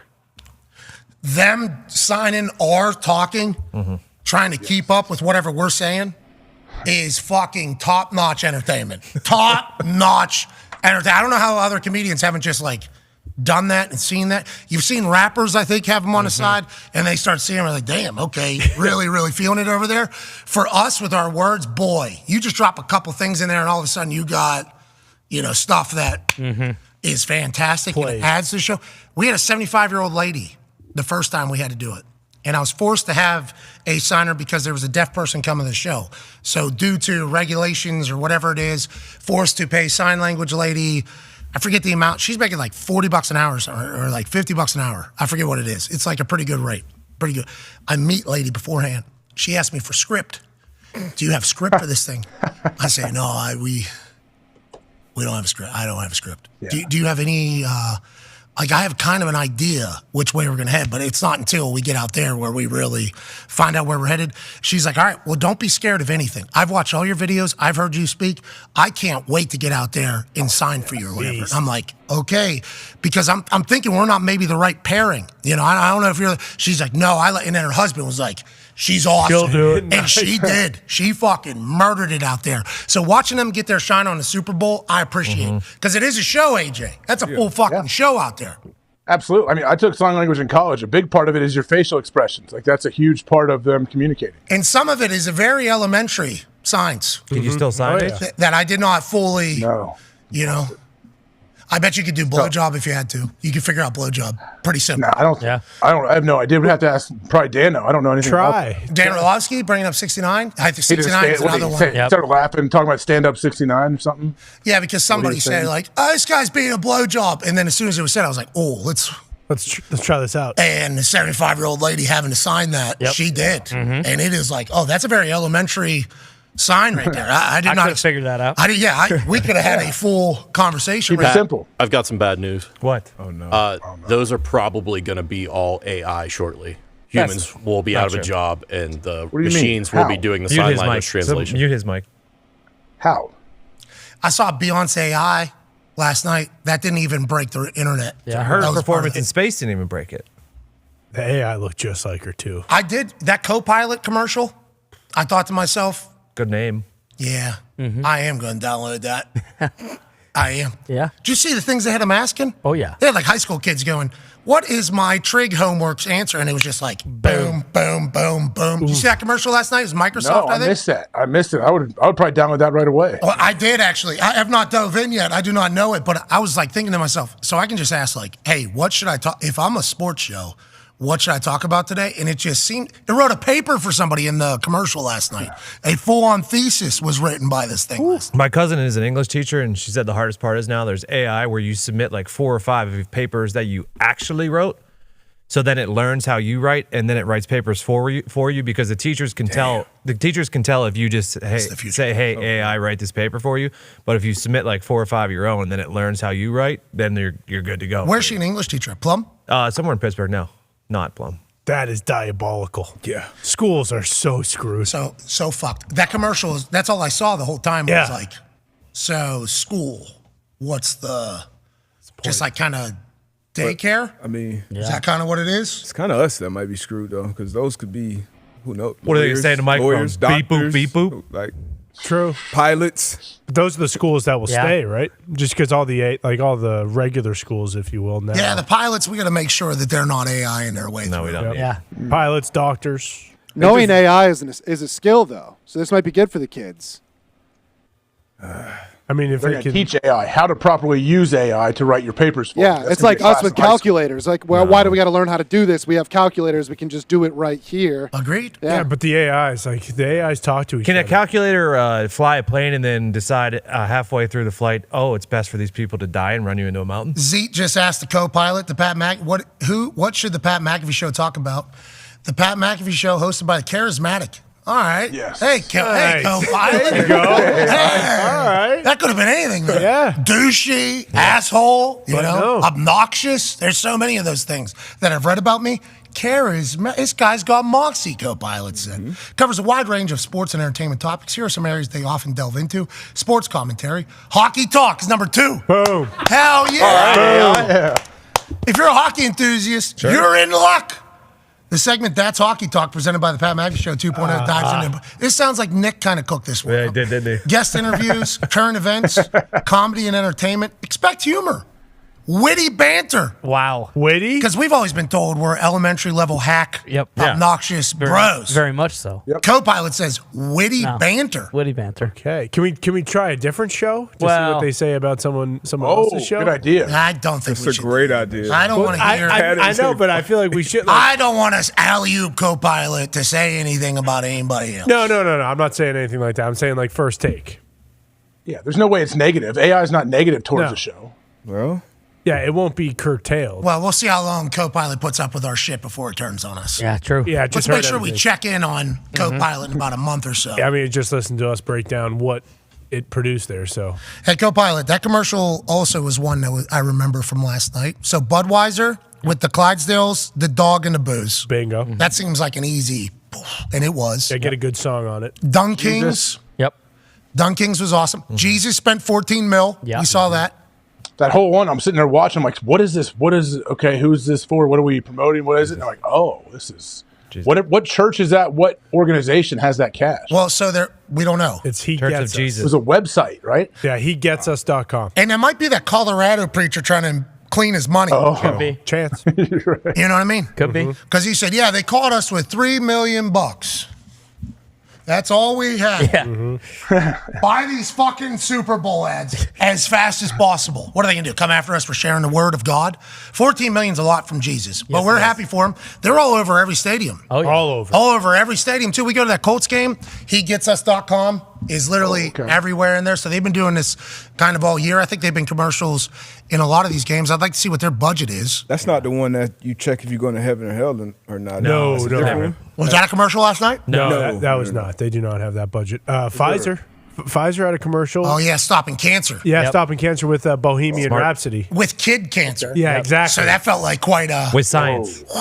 No, yeah, they slid in. Yeah, they did it right. How about that, AJ? Play a good song. How about that, AJ? Amazing. Yeah, they got some extra cash they can throw around, so they can kind of make what they want. Some. Them baby facing at the end. Let's stop kid cancer. Okay. Okay. That's what Pfizer's all about. Okay. AJ's voting independent now after last night. Well, yeah, RFK. Oh, God, that he that said he was didn't even know about electrifying. it. He said he didn't know about it. I just saw Oh, him yeah. tweet or something. Yeah, Aaron funded it. I bet he had no idea. Aaron went down there to Austin, did the Joe Rogan podcast. Yep. I got it. Hey, Joe, you and me, half 50-50. What do you say? Let's do it. Let's get a Super Bowl. That could have happened. Hey, let's we live in a world let's where that edit could it. have What do we happened. want it to be like? Oh, like it's 1970 again. Back in the day. That's what we want it to be like. Perfect. JFK. All right. So we remember. Listen, look at us. We're kind of rolling through them. Yeah. Maybe the commercials did do a good job. What was Mountain Dew? Be frisky. Baja Blast is good. Baja Have Blast. a Yeah, blast. had the dragons. Yeah. that was What's cool. her name? The actress girl? Aubrey Plaza. Yeah. Yep. Yeah, she's a great actor. Yeah, she was good. Love Oh, and then old buddy showed up at the end. Ron Swanson. Nick Yeah. offering. They were offering- co-workers in Parks and Rec. And they laughed. Yep. Yeah. D-Bud, any commercials that we have missed here? No, I can't think. Snapchat said get rid of social media. I thought Snapchat was social media. I appreciate Snapchat saying too much of us. Yeah. I agreed. Take a with break. the No message. Coke or Doritos. Yeah, I was surprised. No, by that. Doritos had one. Ken Jeong was on Popeyes. They got wings now. That was good. Doritos. What's her name? Who played Wednesday Addams? Wasn't she and her grandmas were fighting over Dynamita? Oh yeah, you're right. Dieta? I missed that one. Is that what Yeah, Dieta diet is. Did you guys like the neighbor? Get to the chopper. I did like Yeah. the Agent State Arnold. Farm. There's a full movie, I guess. Yep. Yeah. You can look Was that one up. Travolta back with the Scrubs guys? Or who No, was the- Arnold Schwarzenegger was that the No, one it was to run that. okay. Momoa. Momoa. That yeah. Planet of the Apes. He was looks like it's gonna singing. be sweet. Planet of the Apes? I didn't Oh see yeah, that. new trailer Yeah, for it. movie trailer. Hey, why didn't Glenn tell us about Twister 2 coming out and he being the lead Son of a role? bitch. That's what I thought too.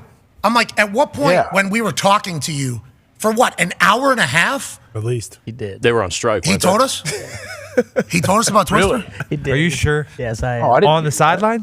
No, it wasn't on the sideline. Oh, We you're did- right. We did talk about Twister. Oh, it was in the backstage of that Bama thing. Yeah, in the underneath. in that guy's little. He said, "Hey, yeah. we're not allowed to talk." You're right. Yeah, He did. because Yeah, it was that was during the strike, but he was fucking like, "But fired no, up about it." Twisters is gonna be fucking awesome."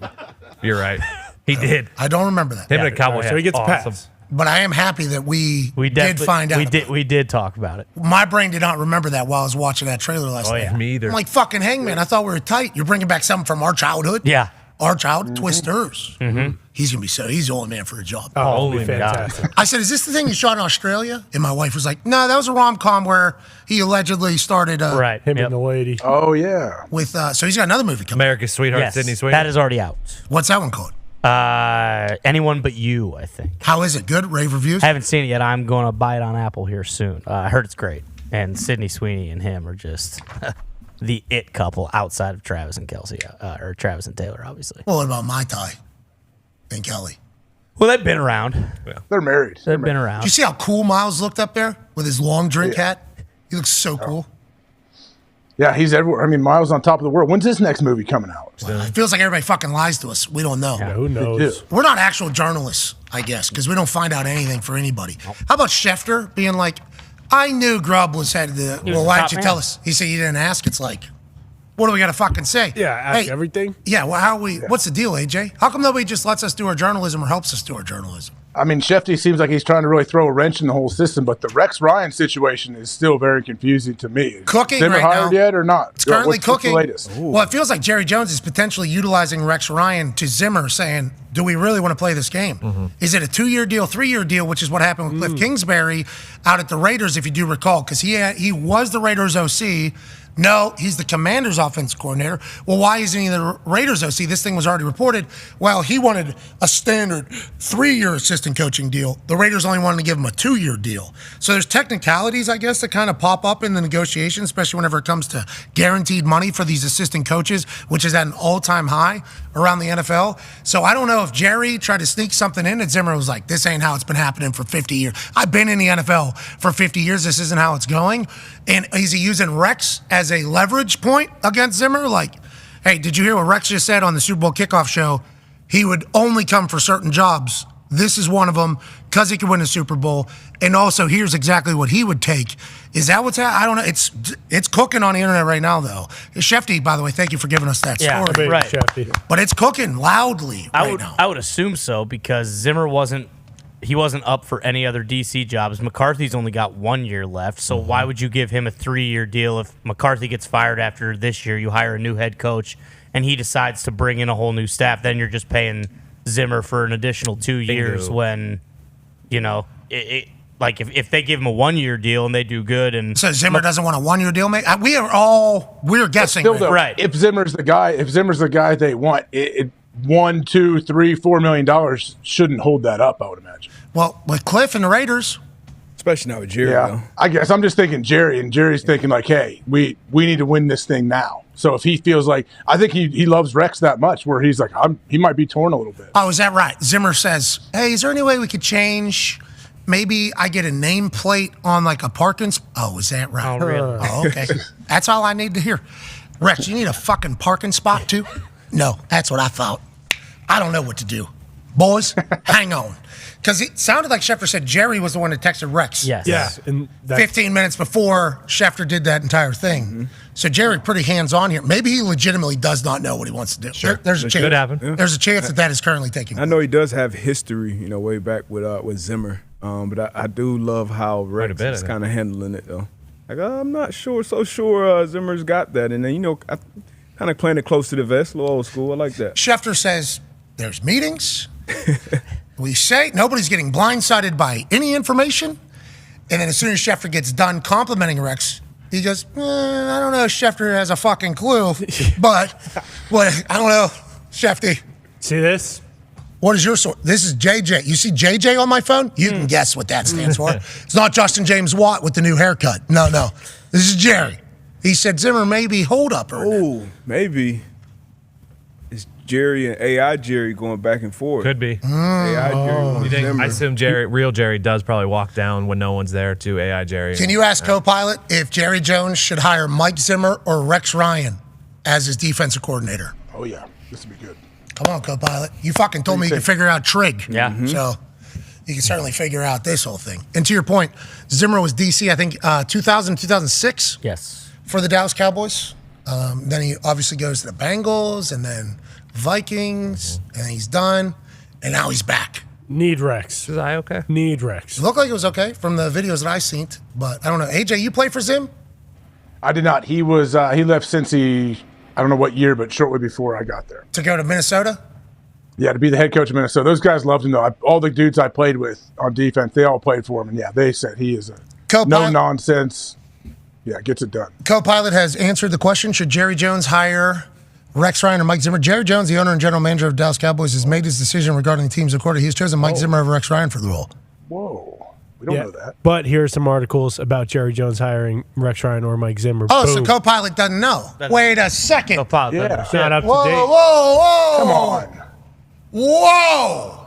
That's Co-pilot Google? needs to reach out to Rex Ryan maybe to see if it shits. Yeah.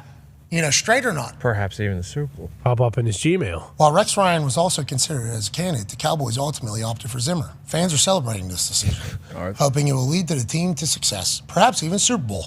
Emoji, emoji, emoji. Nice. Okay. Way to be human at the end, Killpilot. Way to be human at the end. How's Zimmer feel, though? If Zimmer ends up getting that gig, like, how does he feel now throughout this whole process? Zimmer and Rex Ryan have been hunting the same jobs for 60 years. So there you go. They're okay. I assume they're going to be okay regardless of who gets the gig. Hassan Reddick has received permission to seek a trade from the Philadelphia Eagles. I don't know how many years he's got left on his contract, but I do know he's a game wrecker. Yes. Why does he want to get out of there? What the hell is going on in Philadelphia, AJ? Something's happening there behind the scenes that we just don't know. We talk about the buzzword culture all the time, and the culture in Philly feels weird right now. I don't know what it's going to be next year. Very weird, and obviously they're changing things up. They got new OC, new DC. Right. Sirianni's still there. Big Dom was on the field protecting Andy Reid. Obviously, all hands on deck whenever it comes to the NFL. Why would you want to get out of Philly? Doesn't think they're going to pay him there? Does he think they stink? They missed a window? What would you think? I would assume money. And how old did it say? 29? 29 years old. Yeah, He's got 1 year left. Yeah, back-to-back double-digit season. Maybe he had a conversation. They don't want to re-him up once they hit the market, because once you hit 30, outside of a quarterback, once you hit 30, you're a senior citizen in the NFL's eyes. So he's probably just want to get his money. Welcome to Indianapolis, Hassan. There you go, Hassan. Great to have you. Gonna love it back We with Steichen. could use him. Yeah. For sure. Yeah, bingo. We certainly could. And Steichen probably knows him. Yeah. Oh, yeah, absolutely. Right, Steichen was over there. Let's go ahead and get him on the team. Let's go ahead and pay Michael Pittman Jr. Well, you're gonna have money to pay Hassan Reddick because you won't pay Pittman. No, we're paying him. And then we're getting Brandon Ayuk. We're paying him. AR's coming back healthy. And all of a sudden, look out, Stradhouse. There's a 2-horse race in the AFC South. Yeah, we're eyeing Mahomes. We got to knock Mahomes off the top. I love Stroud, love CJ Stroud, love what they got going on in Houston. All right, well, we're eyeing 15 again. We haven't won an AFC South since 2014. Did you find that out? I found that out the other day. Yeah, that was some bad news. I love CJ Stroud on our show. He's awesome. He's great. He's a problem. The Burton Tom situation. Showed his boys. Yeah. He did. He acted exactly like CJ Stroud. They talked about, Nick Casario told us, we had a room with 30 people in it, all personnel people. And we just kind of put the guys right in the front of the room pretty much.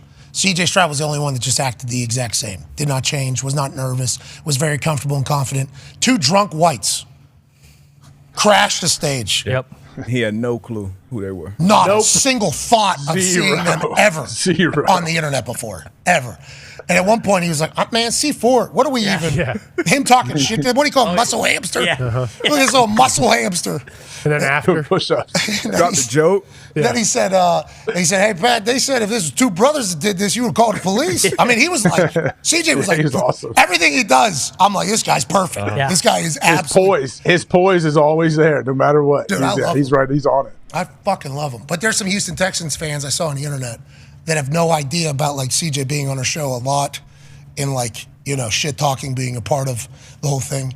Talking about how CJ hates us and we hate CJ. It's like, he might be my favorite guy in the league. Yeah, CJ might be my favorite guy in the fucking NFL. Couldn't be further from the truth, but, everyone's got their narrative. I like to let the soccer people know, too. Shut the fuck up.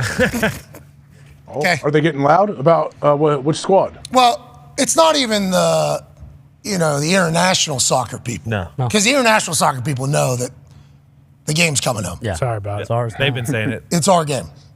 It's all these American soccer people who just bow down to the Europes. They're like, yeah, stop embarrassing American soccer. We're nowhere near what everybody else is. Okay, shut the fuck up. How about that? You sound like a little baby back bitch. At some point, we're going to have to say, no, we got a team, and we need to go ahead and compete with them. But it feels like American soccer pundits are like, we don't want to offend anybody. Really? You guys are the people. Fuck that. We're trying to win the World Cup. Hell yeah. We're trying to win these things on our... We've been playing soccer a long time over here. We got programs. We got an entire, roadmap to get to the top. We got guys growing up in academies in Europe. It's like, hey, we're allowed to be confident with our team. We're allowed to talk shit about our team. And all the people that are representing soccer from the bloggers, a bunch of little baby back bitch. I'm sick of it. And all of you, I would assume, I'm better than you at soccer. So shut up. And also, Thierry Henry, it's our game now. Yeah, he knows that. Love you, Thierry. Thierry knows that, AJ. Because look what Patrick Mahomes is doing. He did this with 4 minutes of practice. Think about whenever he decides to play in the World Cup because it's in the United States of America, and he focuses on soccer for 6 months. Breaks records. Oh, my God. Oh my God, he's going to be phenomenal, AJ Hawk. Yeah, I mean, why? So you think they're like soccer people here are scared to offend all of like the international people? Like, no, at some point, there's a reason American soccer isn't as good because it sounds like we don't believe we're as good, right? Thank you, AJ. Yes, that's now all these bloggers are trying to, respect footy, and I grew up on this. I understand and I appreciate that. And some people can be like that. But the entire blogger sphere of United States soccer people cannot just be a little soft. Cannot have it. And also, we've won the CONCACAF so many times in a row. We call it whatever the fuck we want. Exactly. Well, that's what it is. Okay. It's our trophy. Welcome to our tournament. I don't even... Gumpy, what's the deal? I know Canada soccer sucks. Like, you guys suck up there. The women, I think, are very good, but the men kind of stink. So you guys are relying on the United States to be great. You're welcome. We are. Why is this how the soccer community is, Gumps? It's kind of how they've always been. It's just kind of, we're up here, you're down here. It's the world's game. We own it. This is how it is. Yeah, but why are the Americans down here being like, yeah, that's right. That's I don't understand where that comes from, because growing up, it wasn't like that. Me neither. Like when the U.S. had Tim Howard in net, when Landon Donovan was doing it, like, they were a pretty proud bunch. Yeah, we were trying to win these. Yeah. Dempsey? Right? Good squad. Whenever I was playing in Europe, representing, it's like, yeah. I'm trying to score 10 goals today against these people. And let them know, hey, this is what America has, And this is what we focus on. I didn't like all the negativity from the United States soccer people. I get it's called CONCACAF. That name sucks. It does. Wait, is that how you say it? Yeah. CONCACAF, yeah. Okay. Depends on where you're from. What tournament's this weekend? I think it's a Gold Cup, which, once again, we won. Champions League starts up again tomorrow. It's the Who Cares tournament. Jeez. Well, then the CBS people... CBS Golazo. There it is. Great show. Yeah, very good. A lot of people said Thierry's appearance was not good on our show because of us. I thought he was great. It was awesome. I thought he was great. Was it Second really? language. I thought his second language he was really good on there. But then I watched their follow-up of their show talk about us. They said we uninvited the other two guests. You were never invited. What are we talking about? Who are the other two? A lady. They're both very good. A lady and a guy. They're a great show. But we are not good at interviewing more than two people. There's never an understanding or an agreement that all three of them are going to be on. As soon as we heard Thierry Henry was coming on, I was like, yes, we got Thierry on the show. And then I see them call it, what was his name? Paul from CBS? Phil? What was his name? Paul, yeah. Paul. That sounds like a Paul from CBS problem. The guy that booked Thierry on here, not our problem. Just want to clear that up with the soccer world and follow-up. United States going to win a World Cup. Yeah, they Fucking right. It's our year. 2026. It's our Here we year. go. In Here 2 we years. go. It's in our soil, right? It's here. Yeah. Goddamn right. Are we going to qualify? Are we going to make the tournament? I think we automatically. Yep. Because we're here. Oh, wow. Perfect. That's awesome. Already Great. Like This is our year. Copa This is our America year. this summer is here too as well. Who? Copa America is here this summer. U.S. is in it Okay. against Argentina and Brazil. It's a pretty massive tournament. And Messi's playing for us, right? Yeah. Argentina. Is it just 3 teams? What's the deal? That should have been a part of the MLS deal. So We who have are to our play. best players? Messi is our best player, but for some reason he won't by play on far. our team. Pulisic. Reina is a dog, doesn't get on the field though because he has a little family situation brewing with the Pulisic's our Burrow best. through. There's a Barcelona kid. Who's the big D? We got a big D guy who's got the long hair. He's a stud. Jeff Cameron. Lauren Balogun. Goalie's a stud. Sergio Dest is a dog. Serginho Dest, yeah. Is that the Yeah, Barcelona that's- guy? Yes, he plays for Juventus now. But yeah, not on. We for shoot have a good team. Very good. Like we have an actual good I team. actually am interested to see how they do in the Copa America because it is a good tournament. Midfielders are a bunch of dogs who play over in Europe and the EPL. We can't be flopping around though. How do I play with them on FIFA? Nope. You just you go, go to to international international? and pick United States. Boom. And put Thierry on the team too. Just You should. trade Or him. make him the coach because we need to fire that son of a bitch who's our current coach. We just need to. We did fire him for a little yeah, bit. he's letting people flop around. And then now he's back. Not playing Then he's Reina. holding grudges and then he's not. Not What are we my- doing? Not my coach. We need Tony Miola coach. Yep. We do. Yep. Brian Urlacher said if people are still asking if Justin Fields is a guy, he's probably not. That's a good point. Just drop that into the world. Yeah, but did he hear what Haji had to say? Merrill Hodge Yeah. does not believe in Caleb Williams. No, he does not. He does not Yeah, believe. he does strong disbelief. Yeah, Huh. he does not believe in Caleb Williams. That's the conversation now, I guess, going forward. Justin Fields, stay in Chicago, draft, trade out. Somebody trades up to get Caleb. Justin Fields leaves Chicago. Okay, so that means that Chicago's drafting Caleb Williams, or are they drafting Drake May, who Darius J. Butler said he would take with the number 1 overall pick, which moved him. I think you saying that moved him to number 2 on a lot of draft boards where he was number 3 behind Jaden Daniels. It's like, here's the next 2 months of football talk pretty much happening right in front of us. It's the offseason. It's going to be fun, man. It was great spending time with him. I feel like you do learn a lot about someone when you spend that much time with him. Obviously, you know what the talent is on the field, but we know shit. Me, you, AJ, we know how important that other shit is when it comes to the locker room and guys, been able to follow that guy. So I'm interested to see how it all plays out. Once again, don't know Caleb personally. Would love to spend some time with him, Jaden, those guys, but it's going to be an interesting offseason. Nick Caserio legitimately said the reason why they like C.J. Stroud is because of who he was as a guy. Yeah. It's like you said it whenever you're talking about Drake May. You're like, if he's being considered a top guy, we assume he can play football. Okay, now this is assuming that Drake May is accurate whenever he throws at the pro day or at the combine with an NFL ball. This assumes he can take a snap from under center. This is assuming all these things football-wise because he's already being talked about as a top 3 guy. That's what we're assuming. Yeah. You're just going off of the human, and the human aspect is the most important part if they have all the other intangibles on the field already, which we're assuming is the case, AJ. Yeah, don't you think the top, 3 to 5 quarterbacks, if these guys have the physical tools to get it done in the NFL, if the right team around them, all that stuff. So that's when you have to sit there and dig in and spend some time with each person and say which player kind of fits our culture, which player has this crazy Patrick Mahomes drive and has that it factor that'll get it done when the lights are the brightest and when things mean the most. Like, that's what you're trying to figure out. Patrick Mahomes' 4th quarter of the Super Bowl is better than anybody else in the history of the Super Bowl. Joe Montana was there last night. It's like he's got the Joe Montana it factor. Then he's got like the killer mentality. Not that Joe Montana doesn't. Joe Montana got traded out in the middle of a dynasty. He's still pissed about it. We heard him during Mount Rushmore week talk about this entire thing. Got the killer mentality of Tom Brady.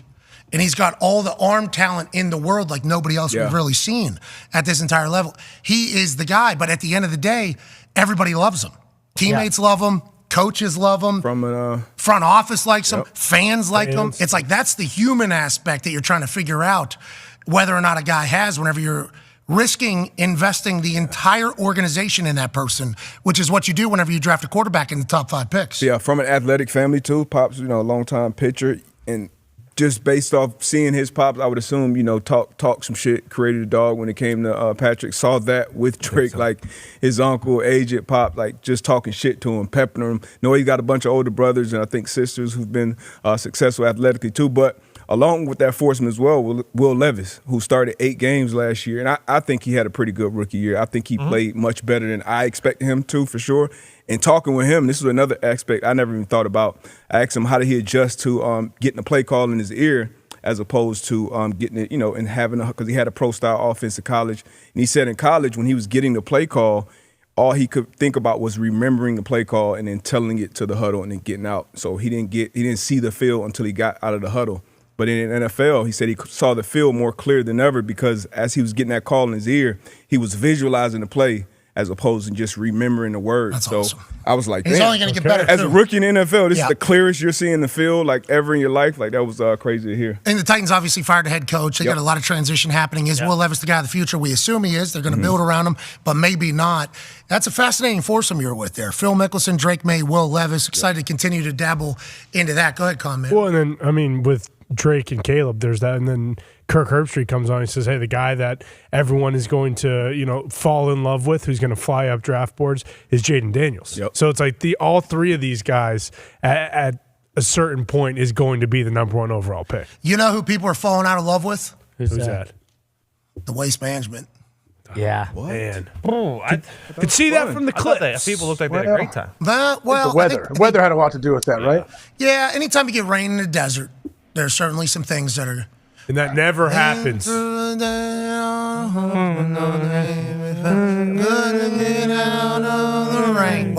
the desert no longer is out of the rain. No. Vegas, it rained. It did. Mud. Phoenix, it was raining.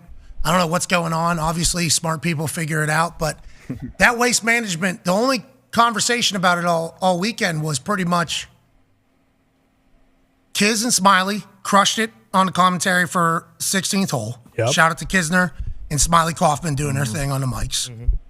And then people are way too belligerently drunk. They're being obnoxious. Yeah, that's right. That's kind of the conversation around the Waste Management right now. And you look at that leaderboard, I didn't know any of those motherfuckers. Yeah. None. And I turned on CW just a day before that, and I saw John Rahm playing. I saw Dustin Johnson playing, and I didn't see him, but I knew he's somewhere. Lefty was playing. Bryson. It's like, hey, that is a real thing that's going to happen with the PGA. Just as doofus, okay, I'm doofus. I'm not a golf expert. My game has somehow gotten worse with the more that I've practiced, but I will watch golf on the weekends. That is something I certainly will. I don't know these guys personally. I have no idea why they're good or why somebody else isn't good, but I do know that when I was watching the CW, which I found this weekend, I knew a lot more of the golfers than whenever I saw the PGA thing happening. But the big sell on the PGA thing was like, the waste management thing is sweet. And then I started seeing all the players. Billy Ho tells some guy to go fuck himself. Zach Johnson's telling somebody to go fuck himself. There's people stumbling and fumbling all over themselves. I'm like, wait a minute. It might be an interesting time in the PGA right now. Because if they don't have their stars at the top, and then there's other stuff happening, it's like, this is awesome. What? I'm happy everybody had a blast. I am happy everybody had a good time. But it's like, the PGA, I never thought the PGA would have an issue because it's golf. You're going to watch golf. But it's like, I didn't know any of those motherfuckers. To your point, this was the first weekend where I said, hey, enough of the bullshit. All right, Liv, PGA, we got to join together. I need to see Rom. I need to see DJ. I need to see all those guys in the waste management or any big tournament. I don't care if it's Liv or PGA. They need to get this figured out because this was the first weekend I said, this isn't very fun to watch. Like Scotty Scheffler showed up, and I'm like, oh, Scotty Scheffler's still here. Yeah. Right. Spieth is there. Yeah. See, I think you got to know, like, no matter what the tournament, we need to be invested in the players and kind of have an idea of who they are. And I think like casual fans need to kind of have an idea of the top at least 30 or 40, I think. I am the casual fan. You know, I am the casual fan. I'll turn it on. And I'm not sophisticated enough to just automatically assume this guy's a good golfer. And then they were showing the 16th hole. Nobody hit the green for like 20 minutes. No. And it was like, oh, these guys stink. I was just watching yesterday at Live, and they're putting this thing to like 2 inches, and they seem to be happier. Wearing shorts. Brooks Koepka's over there, got a massive. Massive. And we're talking about a PGA tournament that went to 2 playoff holes and had an awesome finish. No one cared at all. Granted, it's Super Bowl Sunday. I get it. But still, we got to see both tours. It was great figure golf. It out. It was great golf. Yes. On Sunday. Great golf. Yeah. But as a casual, I'm going to let the PGA people know, not that they watch this show, but if anybody can get the message to them, I found myself not interested. Now, is that because the Super Bowl is happening? Probably. Partially. Is that because J.J. Watt's debuting a new haircut on CBS at about the same time? Partially. That this thing? Probably. But they are going to have to figure that out. I am a huge golf watching fan, not just the majors. Unfortunately, golf is dead. Yep. Oh, golf is sorry. Dead. That sucks for the golf people who love it. Can't watch Live because it's stupid and you can't find it. Well, we did find it. They do got a lot of dumb shit, though. And you can't watch PGA because it's Mickey Mouse, ain't it? No fucking pizzazz. They got to figure it out. It's both things stink, and golf is dead. They need to sell every tournament as the waste management now. Sell the tournament. Don't see. I'm thinking. I think the waste management has jumped the shark. Like we went last year and it was cool when we were up on the elevated thing when you and AJ were hitting and they have the bar up there, but it's basically just set up for assholes in college to come and spend $800 on beer and get pissed drunk and then get in fights with the golfers and then we don't mind. I love all that. There's a different. I don't mind a little. I get it. I get it. I get the appeal. I understand it. I guess it's also partially just where I'm at in my life right now. It's like I'd much rather do what we did last year, where it's like private little section, can see it great. Nice little mini bar over here. I'm good with that. But when all you care about is seeing these dickheads tumble down these hills when they're all boozed up, that's not what the waste management. That's not what they want. They want the action on the course to be what you're invested in, not these guys getting drunk and then stumbling down a long hill into a pit of mud. So they actually, as the bodies get carried out of the property, this guy lands on his head. Yeah. This guy lands on his head. Jeez. Have you seen this guy? Oh, can we see the beginning of that guy? That guy landed on his skull. Looked like Christian McCaffrey from NFC Championship. That's bad. Oh, they edited it out. That's the only part of that guy's run that was pretty fantastic. And I think they said he was a pledge at Arizona State, so it's a lot of that kind of stuff where it's just Yeah, but we're frat boy Ray here, remember? Sure. Yeah, they're never going to have all the golfers in the same tournament. They have They to. need to. They are. They have When? to. In the majors? They have to. It can't be majors. dead right now because I don't think you're far from a casual fan. I think I would be a casual fan at this point. I feel like a lot of people over the last couple of years, at least in my circle, have gotten interested in golf, playing golf. So you got to get the best guys playing against each other somehow. D-Bot, to nobody's surprise, it was a white that did that. The whole What time. was the plan? Last night, 2 streakers on the field, 2 whites. Yeah, that's right. Acting like assholes, obviously. I don't know what that guy's plan was. I think he thought maybe the sand was trampoline. Yeah, maybe. Yeah. Complete opposite. Yeah. Could not be more of an Sand does opposite. not budge. But you're right. You're saying you need to see the big names. You got to get the big names. You got to get them together somehow, some way. They've obviously been talking about it. We'll see if it actually gets done. But for the best of both worlds, I feel like. Well, and just like you got to play the big songs when you're hosting a concert. Bingo. But they have a bottomless pit of money. Like, I understand they got to get it done. If a bottomless pit of money can't get it done, then what amount of money can? Was Rory into wasted management? No, No. I don't think so. He chose not Why to not? play? I don't know. He might have been playing somewhere else or just had an off week, but he was not in. He's it. going to live. No, he's not. What if they all just? I mean, at this point, why wouldn't they? He just got all the Football money. had to do this, like AFL, all that shit. Oh, Reggie yeah. White was playing in Memphis and like bottomless Bo Jackson. Like you gotta. Who else? Who else is involved with all that? No clue. USFL. No, you know. You know. Yeah, And, someone owned a AFL. jersey. Go ahead. Go ahead. You can say Yeah, he owned a team. You're a commissioner, as you he was say. part of the whole thing. Roger? I'm not sure. You can say it. I don't know what we're talking about. Player, Player, owner. probably belong in his golf courses. The guy had his hair was like this. Hair goes Looks real really forward good. and it goes straight. Oh, DJT. Yep. Yeah. DJ He's a big part of that Yep, thing. exactly. They never let him get in the NFL, right? That was the Well, it's because big of thing. Yeah. I believe because of that whole Yeah, we got to figure it out. have to. Got to. Foxy, tell him to figure it out, dude. Figure it out. I actually didn't expect it to be this bad. Like I didn't think I'd care this much, but it is bad. Both tournaments are terrible. I couldn't believe it. Both For things. different I've watched reasons. much less Yeah. golf. I've watched way less golf than I have over the last, probably the last 2 or 3 years. I barely watch anymore. But the majors are awesome. Man. Yeah, the Masters will be sweet. Sure. Yeah. I guess. When do Majors those are come? great. Yeah, what's the April? next major? April. Yeah. March is the players. Masters is April. March is the players. So we got to really take advantage of those when those are happening. But the Yeah. players is I was gonna say that's not a major. It's the 5th major, but it's still a PGA event. So yeah. like a lot of those guys probably won't be there. the live guys. Yeah. Just Scheffler. Tua and Hootie played some tunes at a bar. Daniel Jones was dancing in the crowd. That's what Super Bowl brings you. yeah. It is. Amen. Tua, sunglasses on. She's smoking. He might Whoa. be. He might be. Legal state? Probably. It is a legal state. Or maybe he just wants to look cool. Rock star. We've seen him play the ukulele before. Obviously, everybody's seen him do that. Everybody says he's incredibly talented musically. He can sing well, they say. And Hootie, who loves the Dolphins, because remember, they make him cry. That's right. They do. Unfortunately. This is probably a dream for Darius Rucker. Thank you to Tua for doing this for Hootie. Yeah. That was cool. Playing with his starting quarterback for the Dolphins. Sorry about that, AJ. What were you saying? It looked like Bruce is out there like in the second row by Dan Jones. Well, yeah, I was about to say that's Maybe actually shorter Daniel version. Jones. That's actually Daniel Jones. In front of Daniel. Well, he's got his 360 right there with the hair, the nice hair like Bruce. Right there behind the phone. Yep. Yeah, right behind the phone. If Bruce, he were was you in at the this? 360 like Posner. No, it does look like a great time, but I was not. Some of these events, like I saw Tunchi was performing. Yeah. Some of these parties only get like 30 people at them. I was going to say, no one was at the Tunchi party. Yeah, that's what I'm at. Did you see that as well? I saw that video, and you could actually like hear him Echo. singing the words echoing through the club. Because they're probably paying him a shit ton of money. They're probably paying Hootie a shit ton of money. The amount of money that's offered for these events is grotesque, I will say. But then it's on the people that are putting the party together to organize the crowd that is going to come. And they're competing against like 10 other companies at the same time. Feels like the events maybe have lost their fastball. Oh no. Maybe. Is that real? I Too don't know. many I saw events? I saw the Fanatics one. Star-studded event. We're invited to that. Yep. I feel like it's tough with Vegas. We did. too. We might be the only people there who said, it's okay. Was that Friday night? We were already Saturday night. We Saturday were already out of town. That was a Saturday night.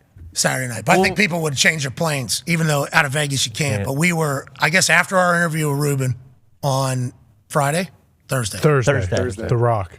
Those guys aren't bad. Extend an invite to those guys to the party.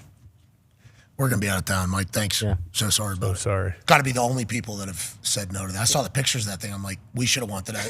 Yeah, it was pretty cool. That would have been so cool. Next year in New Where Orleans. was that? That would have been so pretty cool. cool. Yeah, everybody was there. It was Like, at the Cosmo. the amount of like Oh shit! Did you see the the title, the WWE title? Everybody had Everybody had it. That was Snoop's? That would have been cool. Yeah, that would have been cool to go to. We shouldn't have done that. Probably never get invited again. But have events lost their fastball? That is the question. I think Vegas has something to do with it. There's so much other shit to do. There's so much shit going on. You know, you got fucking Bellagio Bob. You know, just hey, can I get you a table over here? I mean, it's tough. In these other cities, there's nothing else to do. Bellagio Bob, weapon. Yeah, he's a king. Except for next year. This guy retired from the Navy, from Ohio. Retired from the Navy, hopped on a motorcycle, rode from Ohio to Vegas. Wow. Started as a busboy at the Bellagio. Mm-hmm. That was like 35 years ago. Yep. Now he's like, you need a table for how many? No problem. Put you on the fountain. Done. Hey, Bellagio Bob, we appreciate Thank you. you, Bellagio Bob. He's got the juice. He does have the juice. Bellagio Bob's got the juice. Did you end up winning Bellagio Blackjack? No. Did anybody end up winning Bellagio Blackjack? We shouldn't have went back. That's why Bellagio Bob has us in. Yeah. Bellagio Bob's seen us 50 times. Yeah. Look at this group of dipshits. Absolutely, we'll give you a table. Why don't you come back tomorrow? Come on back tomorrow. And you guys lost everything there. Yeah. Okay. Yeah, he texted That's Mitt. Vegas, baby. That's Vegas, baby. I believe he texted Mitt to get him back the next day because Ty and Mitt had quite the time at the table. No. I told Mitt when we got there, you ain't sitting down at my fucking table, pal. All right? You can go out there and do it. And then, I told Bill, and he'll say, oh, you were the one that lost. I said, Bill, some of us are actually trying to play here, and some of us are acting like we're playing with peanut M&Ms and not, $100 and $200 chips. So it was one of those things. It was a great time. That's Bill's style. But which is infuriating. Which is okay, but like when you're just being the dickhead who's playing for himself at the table, when like everyone else is like trying to. Hey, that can't be what Bill was doing. It sure was. Bill McComb. He was hitting on 18. Early, absolutely. As we got later in the night, and Chuck basically was like, "Bill, I'm gonna fucking kill you if you don't start listening to me." Chuck was at his wit's end, and then Bill did start getting better by the end. But at that point, Bill felt the pressure. He did. But at that point, whoever the dealer came in, this son of a bitch with beautiful slick back hair. He just fucking cleaned us out. Hey, Bill. Carlos. Yes, sir. Hey, Bill, how come everybody that has played blackjack with you hates it? Listen, Why is that? I sat in front of Ty for 5 hands. And in those 5 hands, Ty had lost all of his money, but it was not my fault. Bill, I saw you try to hit on at 19. Bill, I saw you try to hit on at 19. Hey, there's always a 2 coming. See, that's a problem. There's always a 2. You can't play with a piece of shit like that. What you the just dealer can't. had 6? Dude, I forget what he was sitting right in front of me too. I have sat in Ty's spot. Now, I've been on the record of stating this. It is not a lot. I get cards like I do. So I'm very lucky. But Bill was sitting right next to me, and then Chuck was in first seat. So Chuck was first. So Chuck had to scream over a couple people to Bill, who's right next to me. Then Chuck would look at me when Bill was doing something, and he'd be like, "Hey, it's your job here to talk to this fucking guy." And I would look at Bill, and Bill would literally be deep thought. There's a 5 on the table. He has, let's say he had 18, and there's a 5 on the table. He said, they might have a 6 under there, and a 10, and I'm like, Bill, you cannot. He's like, yeah, well, you play how you want to play, pal. Oh, okay. All right. Sweet. So all right, that Bill. was my first live blackjack experience. Everything else has been on the phone. By yourself in your own world? Yes. I didn't know that either. Digital blackjack is killing real blackjack. Yeah. Is what it sounds like. Hey, Bill, I appreciate it because you were consistent. You were an asshole every single hand. Yeah. There wasn't a single thought. I appreciate that, Bill. Thank Way you, to go, Bill. Way to go, Bill. So you lost all your money? Yeah. And how did Mid play? I was up about 1,500 before Bill sat down, and part of it is I should have walked away. I should have pocketed a couple of those things, but you get greedy. That's Bellagio Bob on the right side right there. Yeah. Obviously, Chuck's the connect. Owns everything that your eyes can see in this photo. We were on the fucking fountain. Did a fountain show as soon as we got our food. It was like a setup for that entire thing. Oh, shout out. Kyle Brandt did a hell of a. He did. That was a phenomenal walk through. Yeah, and especially to choreograph that with the Bellagio fountain at the end of that. I was very impressed. Hell of a season by Kyle. All right, Slap League was bananas. Yeah. Loved it. That was crazy. I saw some of the videos you guys there. Like, what was it like in person hearing Oh, man. It is. I mean, you can't It looks even. so violent. Like, how many people got knocked out? Then they do. Well, when we were there, 3. several. Because they kind of catch them. They catch them a little bit. They don't like completely catch them. They That's kinda Forrest like, Griffin, too, catching him. That's former UFC fighter Oh, I didn't Forrest. know that. Yeah, he's the one catching Yeah. him and everything like that. Yeah, it's a full business. It is. The winner, E-Man, I think the guy with the purple hair. Yeah. He won like 50 or 60 grand. I forget what the number is. Yep. Like completely changed life. The other guy, the white trash dude from Dakota. Yep. Who was. He clubbed middle of that because he knew He's a clubber. he knew he was in trouble. He Yeah. was undefeated. I guess he was really good until he stepped up to E-Man. Exactly. Or whatever the case was. But like in there, it is a different vibe than anything I've ever been a part of. Every human in there had a camera person with them. Yep. At least I didn't one. realize It that. was one of the biggest collection of assholes I've ever seen in my life. You talking about us? You mean the patrons, like all the people watching, have a camera crew with them? Yep. It was literally every single influencer you've ever thought of in your entire life was there. Legit. My favorite was Cowboy Donald Cerrone. Yeah. He clearly was betting on people. And he had access, obviously, to right up in there. One guy got clubbed, and then they were trying to get him back in there. So holding a drink, take your time, talking to this guy. Take your time. Steve will do it. I got a chance to meet him again, see him again. I'm a massive fan of his.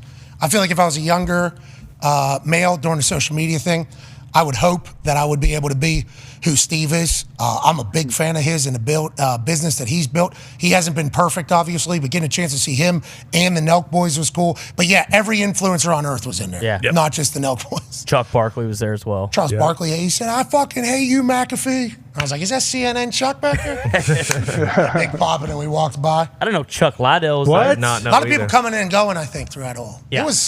It was wild in there, AJ. Spectacle. It was wild. That one UFC fighter that everybody loves was there. Sean Strickland, him and MGK, I guess, had a full moment. Yeah. Sean Strickland was over with Cowboy Cerrone Yep. in that one area, and I was like, just both, I think, pretty intoxicated. That's one of those situations where, like, Yeah. we need not act. Hey, everybody, watch your fucking shoulder. Not bump it. We That whole place was a. The whole place. Hey, head on a swivel. Do not bump into anybody. in here. Yes. Oh yeah. Oh, yeah. Oh, those motherfuckers are real. And they was ready. watching and slapping. I guess like mixed martial arts, you don't I guess boxing probably used to have this. You don't automatically get the sense where everybody in the crowd can do what's happening in there. You'll see the affliction pants, you'll see the ears, and you're like, all right, definitely don't want to fuck with them. But with the slap fest, it's like, oh, everybody in here can slap. Yeah. Everybody in here knows like kind of the game. But it's, yeah, I mean, they fuck each other up in there, dude. They do. They really, and there's a full science behind it. I saw a dude flatlined, and they're like, well, we still got to count this guy. I'm like, we need to get an ambulance. We need to get an ambulance for this guy. They're like, nah, he's dead. He's dead. The lady, I think her name was Sheena or Shauna. She's from like Holland. Budapest, the lady that got clubbed. So Budapest, Yeah. maybe? Uh-huh. Oh, yeah. She came out, Dana was like, this is the toughest woman I have ever seen in my life. But American gets the swing first. We've never seen her after getting rocked. I guess she's just a one-done fighter, slapper. So then the American comes out all jacked up, talking shit to the crowd. You bet against, everybody bet against me. Like, I didn't even know you existed. I literally stood up and said that. I'm on your side, though. Let's go, America. She knocks this lady out. Loud. That was the one. The loudest. Dude. By far. Clean, it was so loud. Through the room. Echoes through the room. And then let the bodies hit the floor. Yeah. Just straight up dead out there. And I'm 5 feet away from this. I'm like, holy fuck, that was an assault I just saw there. And then the American takes the victory lap, and I'm like, all right, let's go, U.S. I'm clapping. There's a dead body right. Let's go, U.S. Here it is. Yeah. Oh, man. Get the audio. Square it up. Right hand on three. Dude. Clean, it was so. She didn't even cock it back that far. Wow. Yeah, dude. So if you get up, do you get a chance to hit them back? Yeah. Oh yeah. It depends on how many rounds. There was a 5-rounder at the end. There's a 3-rounder that takes place. Goodness. But they called that club. She did not make. Yeah. She did not answer the 8 count. No. She was done. Okay. But then they did super review. Yep. And the Nevada Gaming Commission came in and said that it was a clubbing because at the end she turned her palm a little bit. Massive controversy. Yeah. Huge. So Sheena still undefeated. Other lady who knocked lady out goes out with a DQ, a loss. Yeah. Jeez. Yeah, but we still have not seen the other lady stand up and speak though, Not No. yet. Or hit. or smack. Yeah, She did get her we hand raised though. were robbed of her being able to Smack back. I'm telling you, dude. It was a locked. bit of a club. To your point, What if they smack their ear? Well, that's clubbing. Well, if you smack the ear, that means the palm would be somewhere. We saw a couple broken noses. Oh yeah. Big Oos got his nose. Yeah, he was in the he was in the crowd after watching. Oh shit, McAfee. He's like, Oos, I saw you. You got cheated, dude. That was very, very loud. You felt the vibration, but there was one slap louder that I experienced during the week. I think it was the night before. Oh boy, I experienced that with you, brother. Yeah. You talking about the pan? Yeah. That is attached to a forearm? Mm-hmm. Yeah, brother. Right to the side of the American Nightmare's mouth. Bah! That was a real. Took his jaw off. Yeah, let him go. The Rock released his side where he was mic'd up. Oh, it was awesome. Let him go. Yeah, bitch. Let him go. We can do whatever the fuck we want. Whatever the fuck we want. Oh, that was awesome. 200 million views, they said. Yeah. 72 hours. Brother. 200 million views in 70. See, now that was not clubbing. That was That's clean that slap. would be a clean slap. That would be a very clean. A plus. It was awesome to be there. Yeah. It was fucking awesome. Good times. I understand there's some people that maybe never got into WWE or whatever, but if you can just like suspend just act like you're watching a movie or a show. Bingo. For a couple hours, you will be mightily entertained. And The Rock is all the way back. Yeah. Heyman's face when he smacks him. It's so good. You can freeze it right where he smacks him to see Heyman's face, but Seth Rollins was the one saying to The Rock, like, you're not allowed to do that. Hey, man. You're The not allowed fans, to- dude. The live fans are the best in there. It's the best, dude. Wrestling is the fucking best. Yes. It is the best, dude. That was awesome. All right. Speaking of that, I'm going to get down to Lexington for Raw tonight. Hell yeah. Here we go. I have no idea. So everybody assumes that if you're in the wrestling business, especially if you're calling it, like, well, they got to give you a heads up about something, right? For me, they give me no heads up about anything. And you can probably tell whenever you start watching, because I might step on some shit, because I don't know where we're headed. Sure. I might have a little bit of a reaction.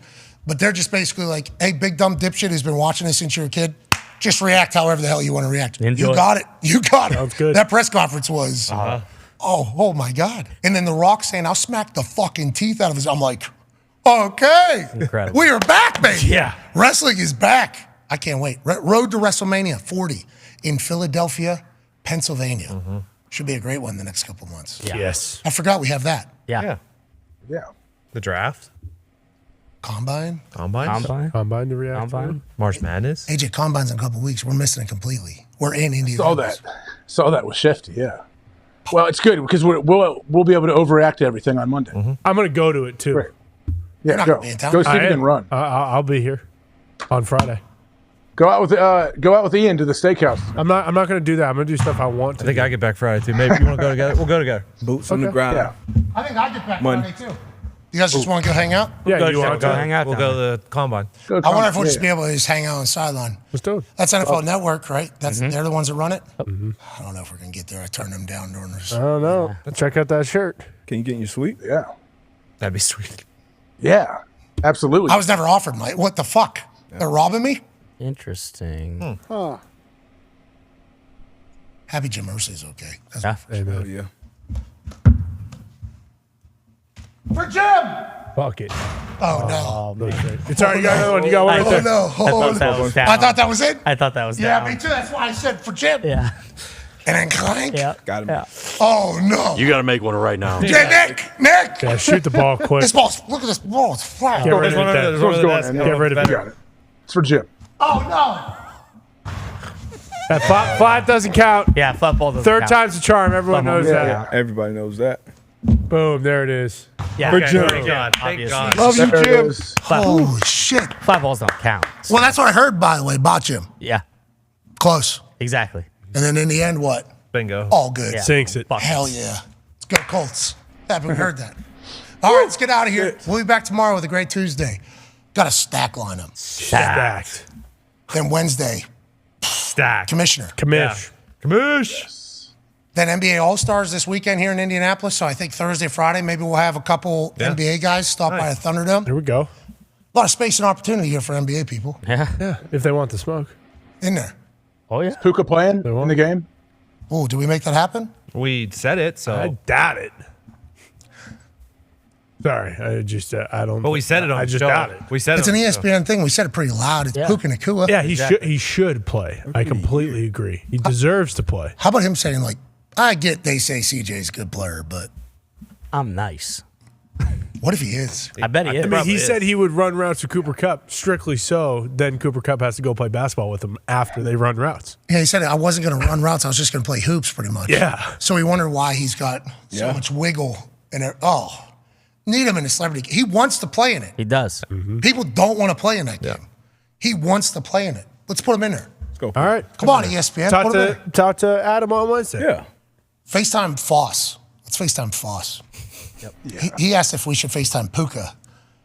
Puka's already made his statement. Yeah, we need ESPN. We should FaceTime Foss. Yes. Foss gonna love this. Just put him right on the spot. Oh, I don't know. Foss is a man who's been through about 40 wars because of our particular program. He is our base in Connecticut, where ESPN is. So anything I say or do over here, he has to answer for it over there. He's a good man. He's a great man. He's a great man. Senior Vice President of ESPN, drove a van around Vegas, ladies and gentlemen. Foss. You go, Michael. Fosso! Former MLSer, too. Former MLSer. No big deal. Hey, I'm sick of these American soccer bloggers being like, we're not allowed to say we could beat the Europe team. I'm sick of it, Foss. That's partly your fault. Just want to let you know that. Yeah, I mean, I'm the head of Kincafa, so You get it. You get it. You understand what we're saying. Hey, just a quick question here. Puka Nacua, and we have no idea what his travel schedule is, if he's even available. He just said it in the show. He wants to play in that celebrity game for Friday night for the NBA. How do we make that? Who do we need to call live and put on the spot here for Puka to get in that game? You just did. He's in. Boom. There it is. Puka! Book your flight, Puka. We have no idea if you're on vacation or not, but you kind of asked for something. You got it if you want it, I think. Way to go, Foss. Thank you, Foss. Good job, Foss. Thank you, guys. First time. Look at this. You're doing I'm sure they won't write about this. Well, nice. Maybe. You know who is finding the cheese right now. That's right. You know who. Gnawing, thieving rat. Not you, though. Ladies and gentlemen, Mike Foss. Thank you, Foss. Love you, Foss. So Puka's in the celebrity game. Boom. That's great news. He's going to get 28 points probably. I hope he gets the MVP. What's he get, a car? What team is he playing on? I think he gets a spaceship. Couple of dunks. Oh, He needs to be opposite of CJ. Absolutely. I think he should be on CJ's team. See, Is CJ playing? Yeah. He's on the roster. Oh. I think they should be on the same team. So they I agree. Yeah, but Rams don't like that. Puka said, sure, CJ's nice, but watch me cram on him. Yeah, but NFL guys. Yeah. We need to. They should also set it up so one team beats the other team by like 70 points. That'd be I agree. So they got like bounce pat, like all-star game. Exactly. So it's like Harlem Globetrotters. Bingo. Like Beebs trying to break the press with Puka and CJ just putting the fucking clamps on it. Yeah. I want to see that. That's what we want to see, too. Exactly. We need the Washington Generals and we need the Harlem Globetrotters. Exactly. Harlem Globetrotters, by the way. Puka Nacua. Right. I don't think Beebs is playing. CJ Stroud, Houston Texans quarterback. He's on Holy Team Stephen shit, Onwell Double A's playing? Meta World Peace. Jack Ryan. Adam Blackstone. Connor Daly. Jennifer Hudson. Lily, sir. Hey, Tristan Jass. He can play now. Watch out for him. Kai Cenat, dog. This is the AJ McLean. He's from the Backstreet Boys, right? Micah. This is the celebrity game. Dylan Wang, bro. When Dylan Wang gets the rock in the corner, Dylan Wang does one of these. What do you right mean? here. Come on. You know all the Couple of names. these. Yep. Couple of these. Sure. Dylan Wang pulls up. How you doing? Like- How's Meta allowed to play? they always have They an always extra have- player. He's an NBA. He's an all-star. He's Yeah, gonna but be. he's also a celebrity. He's gonna be They don't- lobbing oops to AJ McLean like you wouldn't believe. Shannon doesn't have an NBA player. Yeah, but Walker Hayes. Walker Hayes. They're screwed. What's that Walker Hayes song? What's that Walker Hayes song? You guys know. When I taste tequila. That's fucking Dan and Shay. Shit. Dude. Oh, you know that? Walker Hayes got a banger, I think. Is that he's fancy like? Is that the Applebee's song?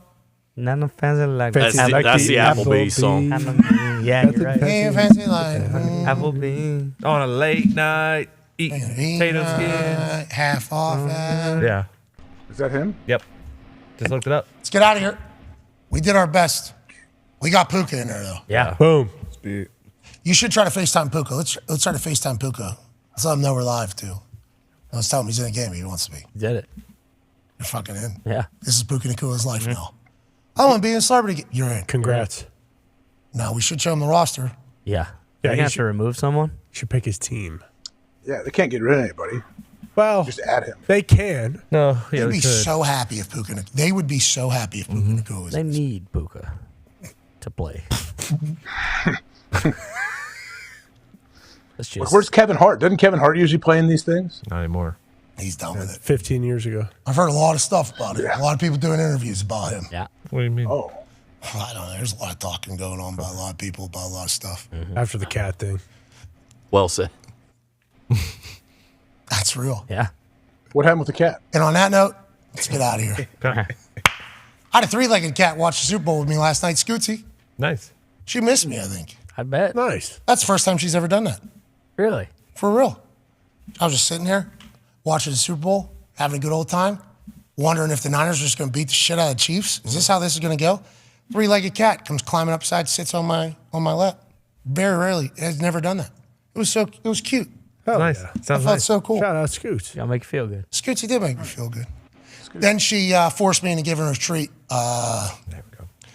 The work. for about 2 to 3 hours. It wasn't work. Yeah, I got worked. Playing the game. That's okay, Cats, though. that's what cats do. I got absolutely worked. Only dogs show true love. Nope.